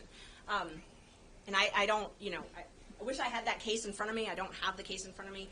But essentially, to answer your question, that first of all is physical precedent only. So Right. yes, and we. But you did cite it. And said Right. that it's physical Yeah. precedent only. And you're using that as the basis, really, to say it's a conflict. There's no other case law that you actually use in this particular brief to say it's a conflict other than Whitworth and also amusement sales, which deals with contingency fee. Right. And so in Whitworth, and I have the case if you want to go through it, it actually talks about that there's ways of citing the conflict. Right. Number one would be if he had or prosecutor had actually spoken to the defendant. Has that taken place? No. Okay. Second, has he represented the defendant? No, he hasn't. There was a motion early on. I didn't even bring this up here, and I don't think we talked about it in the brief, but there was a motion early on because Mr. Campbell, who's Mr. Wade's law partner, actually sent a mailer out to my client and all of the I other remember defendants. Yeah. So I don't think anybody called based on that, but they did advertise to them saying, call us to represent you. And then they came with the third, which says there has to be a personal stake in the defendant's conviction. Right. So is that what you're relying on there, that there's a personal stake in his conviction? No, in the prosecution also. So, and in that case, that's physical precedent only, and I don't remember the specific facts of that case, but it's not just a conviction. And obviously, the state wants it to be just a conviction, and we argued this extensively over 3 hours, I think, in front of the court. But it's also a personal stake in the prosecution, and that was an amusement. Prosecution in that case, that was a contingency fee case. So That's that was correct. Completely different. Yeah. And so in amusement, it was a contingency fee case. So they had a personal stake actually really in the conviction because they only received the contingency fee when the conviction happened. Right. So what you're really saying is that they had a personal stake in just bringing the case because he can't have there's no personal stake in the conviction similar to amusement, correct? Well, so amusement's a little bit different because there is no conviction in a forfeiture act. Correct. But they're going to get money if they win. Right, but there's no conviction. But they're going to get money if they win. That's the key. They get money if they keep the forfeiture. So it's where that was a forfeiture case. I think that was like game slots. That's correct. Yes. But they get money if they win. Right. But That's the only way they get money. Yes. They don't get money for bringing it. So I just wanted to make sure it was clear. Right. That was not conviction because you can't have a conviction. But they only get money if they're the victor. He's receiving his funds. Mr. Wade is receiving his funds because he's billing because the case is going on, correct? Oh, yes. Not because he wins a case. No, he can lose the case and still Absolutely. Make a ton of money off of it. So what you're saying is the actual conflict is just bringing it.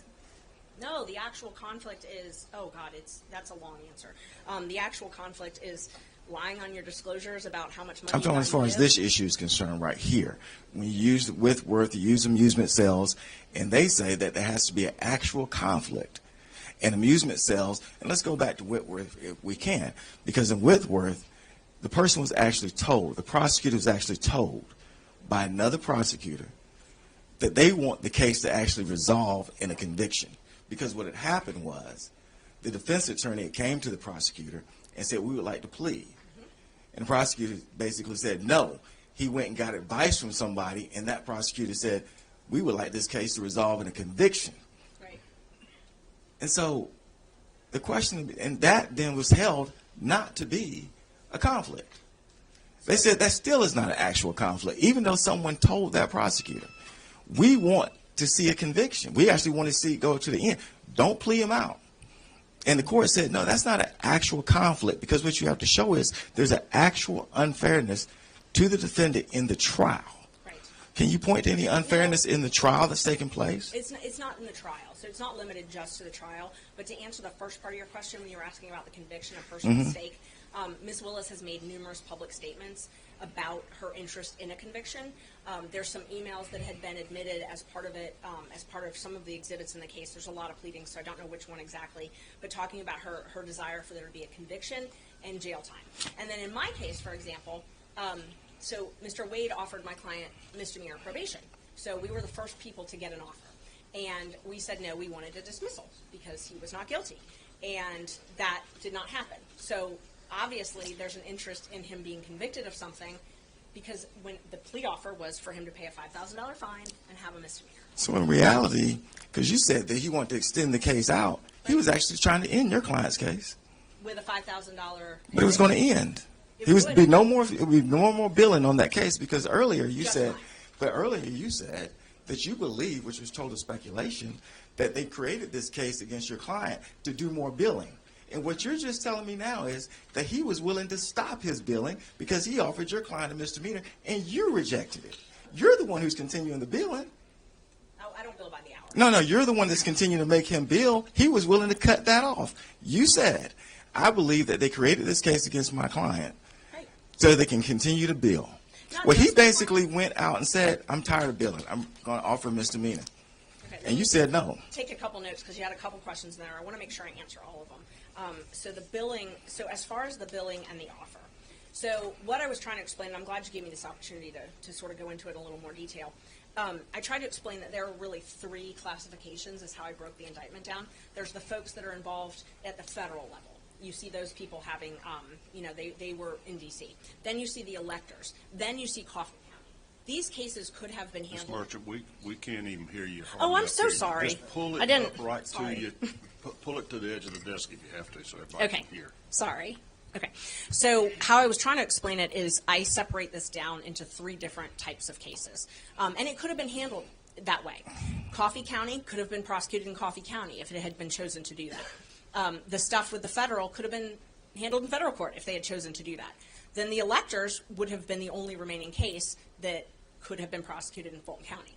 Instead of choosing to do that, and it's not just my client in particular, but that group in the middle, by putting them all three together, it expands the litigation. How it expands it is a couple different ways. It expands it because when you charge a RICO case, you can bring in evidence of everything. So essentially, instead of having a case, a quick case, a case where there's evidence against Michael Roman, only Michael Roman, we litigate that. They expanded it to include these three different classifications. What does that do? That means the trial is going to be a year. They can plead people out. They can plead Michael Roman out. They can plead this person out. They can plead people out. But they're always going to have that large enterprise. And it actually does, even if they pled my client out, the offer was for him to testify. So, for him to testify, even though he would not be on trial, his acts would still allegedly be on trial, which still expands the litigation because he's not gone. The deal's not, you can plea out and you're gone. Bye. We're not taking up time with you. It still expands it. So my whole point earlier was that this expands the litigation, because imagine if we just had, like you see in other cases, one defendant. You can limit the information to just that crime and that case. Or you could have three separate indictments. But what we've done here is we've put them all together. You've made it so that it's necessary to try them, have three trials, because there's no courtroom that can fit all of those people. So that expands the litigation. So in the case that you cited, physical or not, Which one? Whitworth? Whitworth, it says specifically that when the prosecutor goes up, Morgan, who is the person who's talking to him, who's the prosecutor, Hobbs informs Morgan, who is the prosecutor, that he anticipated a successful criminal prosecution. but that any decision regarding Withrows' proposal to Morgan was Morgan's to make. Morgan decided to continue to go forward. And they said that that was not a conflict, that was the prosecutor's decision to make. And you're saying, using, this is the case you cite, well, in your case, they actually came to you and said, we're willing to give you a plea. And you said no, which is perfectly fine. But then you say, well, they want to extend prosecution on my client. They were willing to cut it off. And so therefore, the case that you cite is totally opposite than what the situation that you're dealing with. How would you say that you have a conflict in this case? Based on this case, just based on this case. That was your first case that you cited in your brief. I don't think it was actually the first case, but... The first was actually a federal case, but the first Georgia case you cited was Whitworth on this particular issue. Right, on this particular issue. Correct. And again, I don't have Whitworth in front of me, and there's a lot of different facts about these cases. I would be happy to review it and let you know. But what I can tell you is that I still, and we still believe that this is to expand the litigation. And even if it's minor, the law says over $100, that's enough to have a personal interest. So what we've got is we've got these financial disclosures where they're not being truthful. Ms. Willis is lying under oath, which is the same thing my client is charged with conspiring to do, lying under oath about receiving a benefit over $100. So you've got those. You've got this concerted effort, which we have seen, unfortunately, drag out over the last couple months, this concerted effort to hide this information from the public, to keep this information out. I think that it is very reasonable for a court to think that that is a conflict of interest. And whether or not it's a stake in the conviction, a stake in the prosecution, we definitely have seen a stake in the prosecution. And Whitworth, the problem with Whitworth, and this is... Who actually brings the case? The district attorney. Well, how do they get the case? Well, we know a lot more now because of the book, Find Me the Votes. So we know a lot more than we normally would know. So, and that's one of the things that I talk about in my motion. In this case, it was actually Nathan Wade. So he's the one that he presented most of the witnesses, How was your client charged? How are these clients charged? My client was charged just in the actual grand jury. Okay. Yeah. So grand jury. Yes. Okay, so we had a special grand jury, and then you had a grand jury. Yes. Who made this determination? Well, yes. They made a determination to bring charges, basically. To indict, correct? Yes. And so are they part of all of this? No. But I've never had the privilege of being inside of a grand jury, but I have heard a lot about what happens inside of a grand jury. It is a witness who comes, and in this case, it was actually the investigator for the DA's office. So just understand this. It is a very low standard of proof. It's probable cause. I have had clients who were dead indicted. I actually had a lawyer that I worked with at the public defender that was indicted along with his client because the DA presented an indictment that actually had the lawyer's name on it by accident. So and the grand jury indicted. So you're saying the grand jury has flaws? 100%. Oh, so would you think it'd be better for just the prosecutor to draw the accusations? No. So the grand jury. I know you guys have a bill doing that right now. No, I definitely don't think so. The grand jury is better than no oversight. Correct. Definitely. But right. it's a continuum. So my point in bringing that up is the grand jury is not perfect. The grand jury is, I'm not allowed to be part of the grand jury. It is not what I would call adversarial. So the grand jury is one-sided. They only hear from the prosecutor. So, and they hear hearsay. So in this case, using it as an example, the investigator for the DA's office listened to all the January 6th testimony, read all the testimony, went in there and summed it up for the grand jury. They present, the grand jury doesn't draw up the indictment. The prosecutor brings that indictment, and then they vote, and it's a majority. So all they have to do is a majority vote, and it's by a very low standard. It's a probable cause, which is about 25% proof. So you've got hearsay, you've got a witness who hasn't actually witnessed anything personally, you've got a standard of 25%. I think there should be much more safeguards on the grand jury process, personally, but that's for another day. So you went through a special grand jury, and they made their recommendations. Then went to a grand jury, and they, of course, made their recommendations.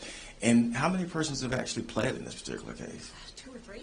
2 or 3 already. And they were well, there was one, so the first gentleman who pled, he was a bondsman, and he was not, because of the state law for bonding agents, he's not able to actually run his business while he's on bond. So he had a significant financial interest in entering a plea early on because he was essentially couldn't work if he didn't enter a plea. And I mean, he got probation. You know, it was not what you would imagine in a huge racketeering case. You would not imagine probation and a $5,000 fine. The other two people who pled are both lawyers, lawyers at the end of their career, and you know, I can imagine when I'm close to retirement and I have my retirement funds, if I would want to spend them on a criminal trial or spend them seeing my grandchildren, I would spend them seeing my grandchildren. One of the things we've been talking about is Mr. Wade's kind of qualifications. So, Yes. But you did mention early on that he was very instrumental in the special grand jury process. So he's been there. He's been part of this process. Oh, you can see that by his bills, yes. Right. Other than just his bills, you said that you recognize that he's been part of the process. So even though he's very, I guess, what everyone's saying is inexperienced, he was able to go to a special grand jury and get their positive recommendations, I guess, from state side. He's able to go to a grand jury and get indictments, which positive for the state side. And he's actually had some persons actually plead guilty. So this inexperienced former assistant solicitor, I mean, he's not doing too bad, is he? That would be up for dispute. I mean, if you want to talk about his qualifications and whether I think he's qualified, I'm happy to talk about No, that. I'm just saying, I mean, when you say that someone's totally unqualified, that's basically what's been going on. It's very surprising he's able to go to a special grand jury. You say he's integral in that's that. not surprising at all. And he's going to go into a grand jury, and you say he's integral in that. Then why even say that he's unexperienced? And he's getting people to plead guilty. But basically you're saying those are just lawyers that don't want to do anything anymore, and they just plead their clients guilty. No, I understand. No. So the special purpose grand jury, first of all, remember, my client was not recommended as far as that. I understand. And the special purpose grand jury, I've had the opportunity to read a lot of the transcripts from that. It's direct examination. So you're bringing a witness in and you're talking and you're saying, tell me what happened. So he did that along with Mr. Wooten, and he never did it all by himself. He definitely led it, but Mr. Wooten asked a lot of questions, and there were some other prosecutors in and out, but he was always there. But that, I mean, special purpose grand jury is really just to investigate and get testimony. I understand. So it's not. But when a person's trying to insinuate that somebody's basically totally unqualified, it is important to realize that they've walked this case to this particular point. Very complicated case, I imagine. I mean, that's something that we could debate. You know, if walking someone through the grand jury, the special purpose grand jury is complicated or not. You know, asking questions, and again, there's a team of 10 lawyers. So now there's a team of 10 lawyers. Who knows what part he's doing? But the question would be then, why him? Why not all of the public servants who are taking government salaries and, you know, restricted in their private law practice? Why do they need him there when there's all these other people? As far as the qualifications, asking questions in a special purpose grand jury, in and of itself, I mean, there's no opponent. There's no adversary. There's no judge. Once it became adversarial, you've had persons start pleading. And maybe more potentially, correct? Possibly. But we'll find out. But let me ask you this, though, because you were talking about the staff. One of the reasons you may go outside to outside counsel could be the fact that if you actually put this type of case within the office, just speculating, but to some extent we all are, the office would basically shut down. It's a potential that the DA's office would actually basically shut down. Oh, God, no. If you took the $1 million that he's been paid, you could hire 5 lawyers. You could do that, but how long would you be able to keep them? In other words, if you hired 5 new inexperienced ADAs, they're not tackling this case. And also, well, the inexperienced ADAs are not going to make $200,000. So if you're hiring inexperienced ADAs, you'd probably be able to hire 20. But that's not what. But the key thing is that job that you're talking about that you're going to hire with that, with the $1 million that you'd have paid him. Yeah. If that's your theory on it, that's not going to stay. That's not necessarily going to be long term. If you're just doing it you're just saying the money you paid him, you could have done this, because his is a short term kind of situation. His is on contract, so it's short term. It's not a long term contract. It's not going to last for a person's career. So I understand the back and forth when persons were saying, well, they could have used this money for that, but that money was delegated for him on this short term project, so to speak. So it's not anything that a person would come in long term and actually necessarily do. But at the same time, that would be up to the district attorney to make that decision, how she's doing that. I just make the point that so far, from a district attorney standpoint, I would say that they probably believe that so far the case is successful. And we can argue about what's qualified and what's not, but certainly I think that they would argue at this point the case has gone from a successful pattern for somebody that's been denigrated and said is totally unqualified. I did want to go into these trips. How much was the money? Go ahead. Thank you. Was that a question? Because I'd like to respond if it is. Yes. Okay. I took notes because there were a couple different questions in there. So the first one, you said about how much money. So Ms. Willis had stated that it would be between $3 or $4 million to actually pay Mr. Wade completely to prosecute this case. So you'd be able to hire a number of prosecutors. Some of them do come and go, but most of the prosecutors we've seen on this case have been there since the beginning. So, unfortunately, these cases take time, so people may leave. You also asked me about that this money was delegated for this, and I just wanted to make sure that my testimony was accurate. This money was never delegated for this. The county did not ever delegate this. The county was not involved in that at all. Ms. Willis is the one that decided, and there's no budget. There's no transparency at all on this. She does the contract with him, and I believe you showed those contracts. So in that sense, it's delegated to him because that contract can end at any time. She could say, hey, the contract, because he works at her pleasure. Oh, yes. So that contract can actually end at any time. That would be the point. Yes. On the trips, how much total were the trips? About $20,000. And I think it was about $17,059. But even if we say $20,000, what was the average cost of each one of those trips? Well, unfortunately, they did not provide all of the records. So I can't tell you exactly. All I can tell you is what Mr. Wade charged on his credit cards. I can't tell you. Most of it was paid in cash, so there's no record. So I wish I could tell you, but... Going by your slide, one was $3,335, one was $4,453. Which one? Hold on, I want to make sure I'm clear on each. You had 6 trips. Okay, but which trip are you talking? Well, you said one is 3,000 something. I want to make sure I'm clear. Yeah, put it back up for me, please. Yeah. There we go. Okay. So the first one, Royal Caribbean, $3,335, Aruba, $4,453, and then we see the next one, and then the next 2. How would that compare? I mean, why is that so unusual on price points as far as trips are concerned? No, I mean, I don't think so. The Royal Caribbean, so I can tell you because I know these records really well. I mean, Royal Caribbean, I specifically kept out the money that he spent on his mom's cabin. So they had 2 cabins. His mom had a cabin. They had an oceanfront balcony. For the Bahamas, I think oceanfront balcony is probably upper middle, but I don't know that it matters. Flew comfort class, not unnormal for a lawyer. You know what maybe the average American spends on vacation? Not this much. You don't think? No. Have you looked?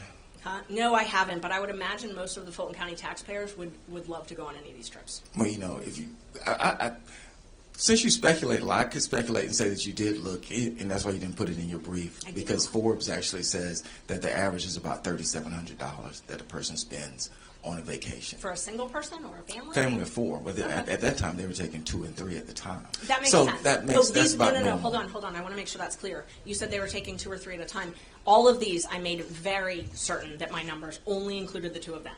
So the one trip that they took his mother on. 2 adults. 2 adults, yes. It's nothing extraordinary. So you said $3,700 for a family of 4. Right. That does not surprise me. For families that can afford to go on vacations, does not surprise me. So it's basically what the average American would do. So that's. Yes. This is half of that for 2 people. So you said $3,700 for a family of 4. This is for 2 people. Right. It's just 2 people. Right.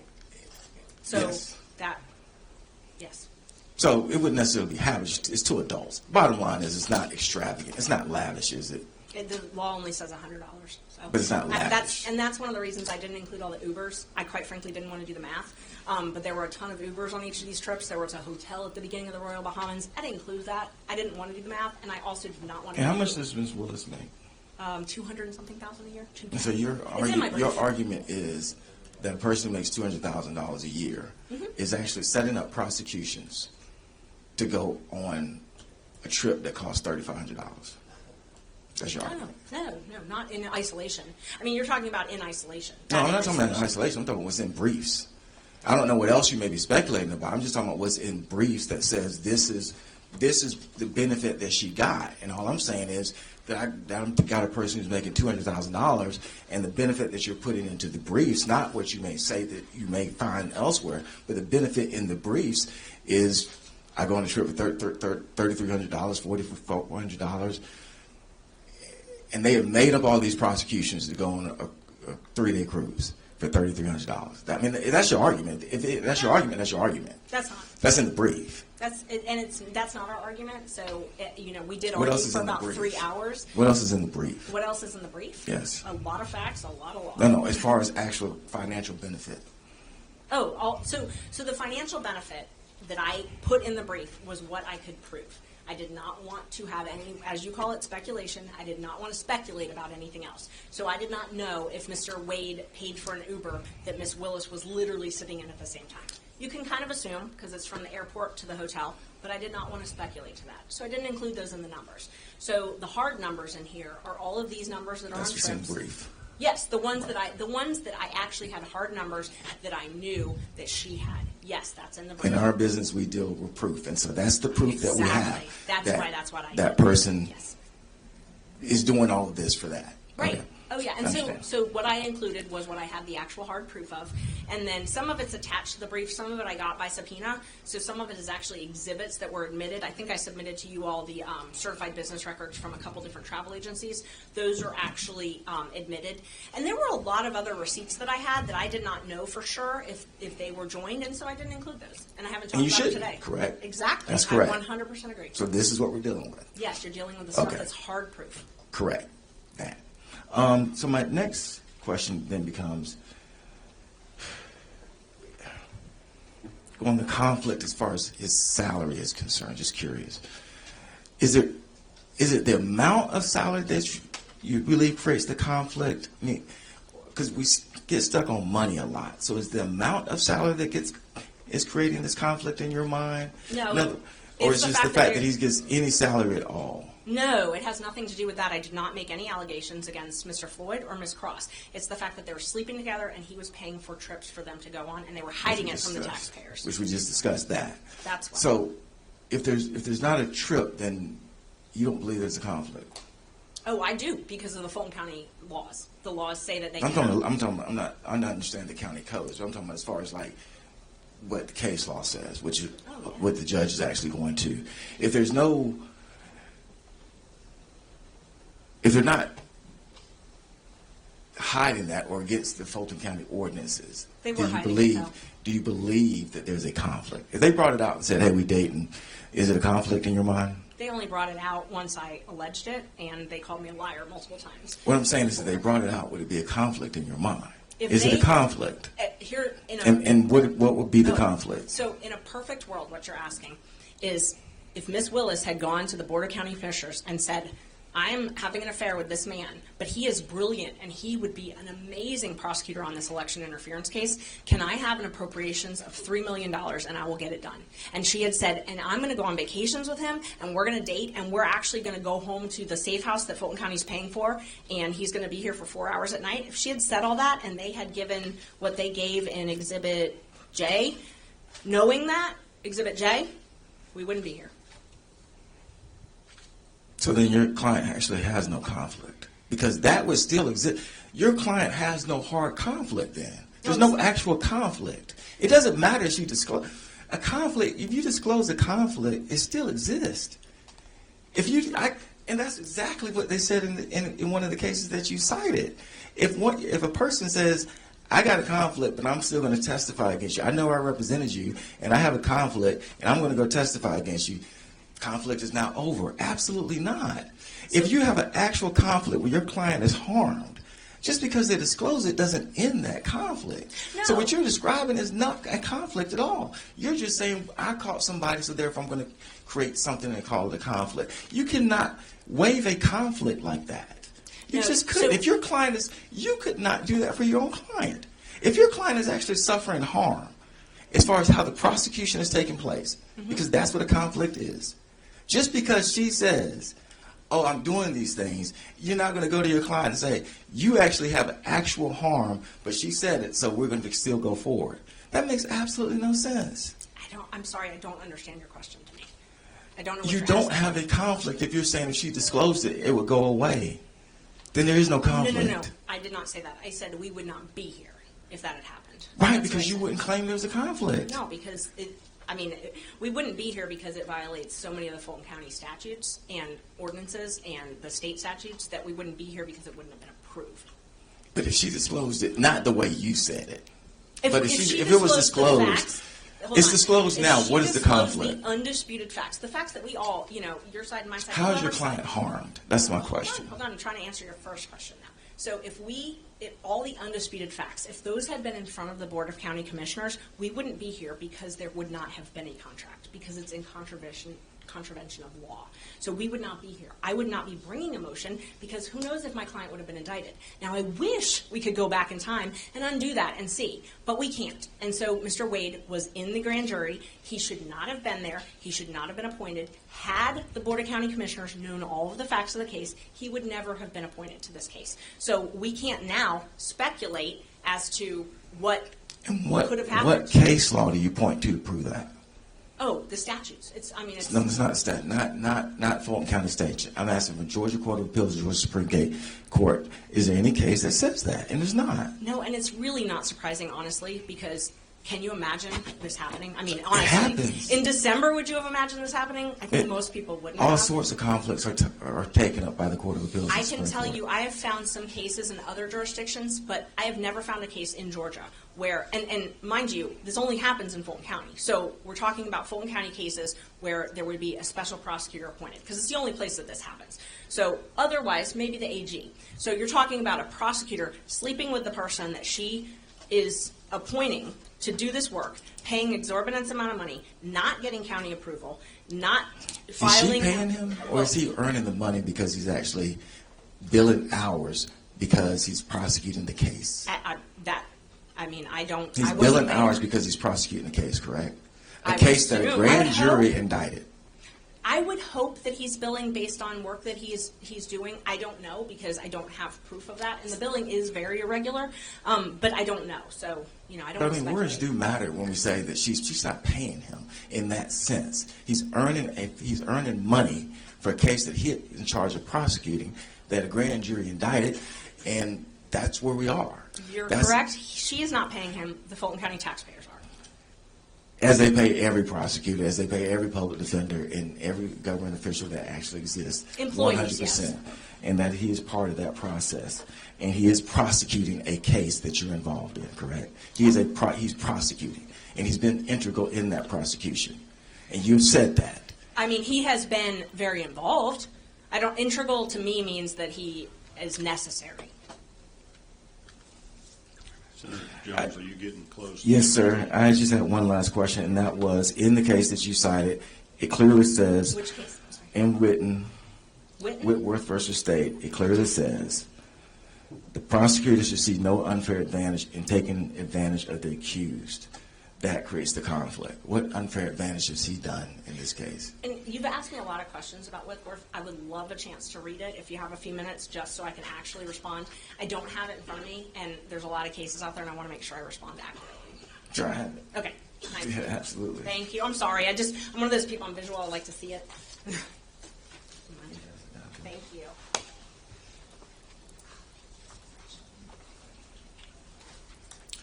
While she's looking at this, we're going to wrap up here in a few minutes. I wanted to let the public know how you can get information to us. Each senator on the committee has a separate email address for committee business, and it's simply the last name of the senator. In my case, it would be calcert.inv@senate.ga.gov. INV, obviously, for investigation committee. So each senator, their last name, .inv@senate.ga.gov. And David Cook is sitting over here in the corner as the Secretary of the Senate. He is going to be the safekeeper of any documents or evidence that we accumulate. His email address for this purpose will be cook.inv@senate.ga.gov. I've had a number of citizens that have reached out and wanted to provide information or be heard or testify possibly in front of this committee. And we are encouraging anybody that has input or information that might be helpful to us to provide it to a committee member, ideally to cook.inv@senate.ga.gov, because Secretary Cook will provide it to all committee members. We don't have a next meeting scheduled yet, but it will be no more than a couple of weeks away. Ms. Merchant, you may not be able to have completed your testimony today, and we may have to call you back for additional questioning after today, but I'm not rushing. Take your time, read that. Can it not be the first week of April? Yeah. Cobb County spring break, please. That'd be fine. Thank you. Okay, yeah, no, I'm so glad. So this is Morgan. When you said Morgan, it should have, J-Tom, it should have struck with me. I remember this now. So this case, so J-Tom was actually the district attorney when he first took this case, and he was not paid. Don't talk So, with me. oh, I'm sorry, I forgot that. I'm not good at that, sorry. He took employment later on. So the employment, so it's different than our case because he took employment later on. He wasn't actually paid hourly. He was a member of Prosecuting Attorneys Council, and I'm glad you brought that up because that was one thing that I didn't really go into earlier.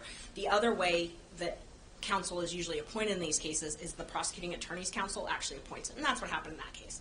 But they sometimes will pay an hourly rate if it's something that is needed, but in that case, he was actually the district attorney in another county. And that's what I've experienced before. So the 2 times I've had special counsel, it's been because it's somebody from outside in another jurisdiction that's brought in.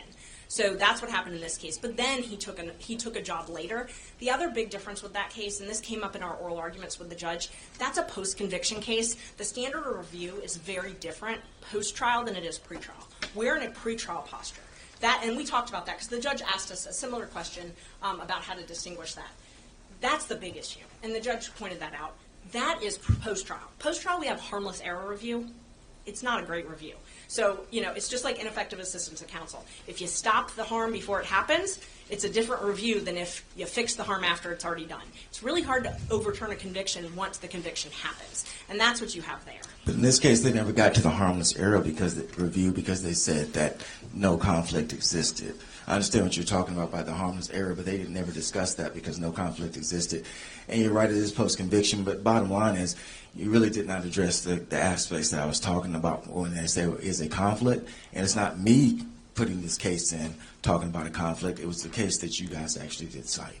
With that, Mr. Chair, I yield. Well, can I at least answer that question? Sure you can. We definitely cite it because we have, both myself and my husband have a very strong policy of citing everything. We don't hide cases. So if there's something that's adverse to our position, we're going to cite it. We're going to explain it. We don't hide behind it. So we cite adverse authority all the time. Adverse authority, but that's fine. The oral arguments that we did, that was how the oral arguments started. So. All right, so that line of question deals specifically with the legal principles involved in your motion to disqualify. As I understand it, you're not really claiming a conflict of interest between defendants, et cetera. It's the conduct of the prosecutor. Yes. Yeah, there's no conflict. Conduct. Yeah, we're not talking about the conflict between defense and defendants. We're talking about the fact that the DA's office failed to follow state law and get an approval, failed to follow county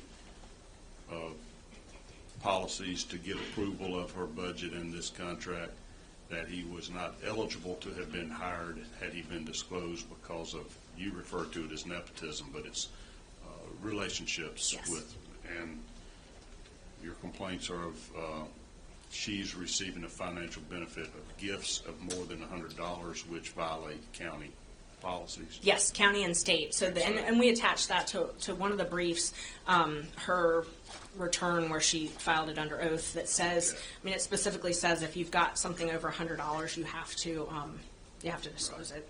And here it is. It's so it's called the Fulton County Income and Financial Disclosure Report, and that says, and it says pursuant to Section 2-79 of the Fulton County Code of Ethics, that anytime you've got each gift or favor from a single prohibited source in the aggregate amount of $100 or more. And then it says, for purposes of this section, gift and favors means anything of value given by or received from a prohibited source. Prohibited source means any person, business, or entity that the involved officer, so Ms. Willis, knows or should know is seeking official action or is seeking to do or doing business with the county. So obviously that would apply. Okay. And failing to respond to your open records request and potentially giving false testimony under oath if your version of facts is proven to be true. Yes. Okay. Keep us posted. I guess we'll keep reading the press as to how your case progresses, I guess there. I'm troubled about this Find the Votes book. Are you saying that the prosecutor has been discussing an ongoing prosecution and her prosecutorial strategy and indictment strategy to authors of a book during the course of the prosecution? Yes. And yes. that book has now come out? It is. In fact, I don't think I brought it with me.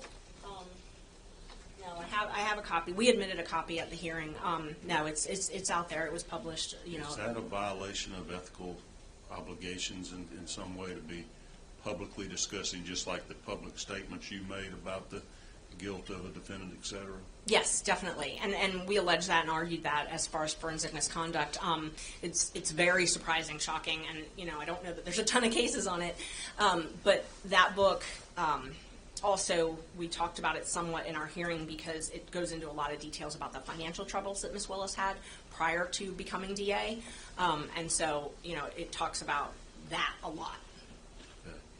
Is she getting a financial benefit from that book? I don't know. Is she getting a royalty or payment for having been a contributor to it? I have no idea.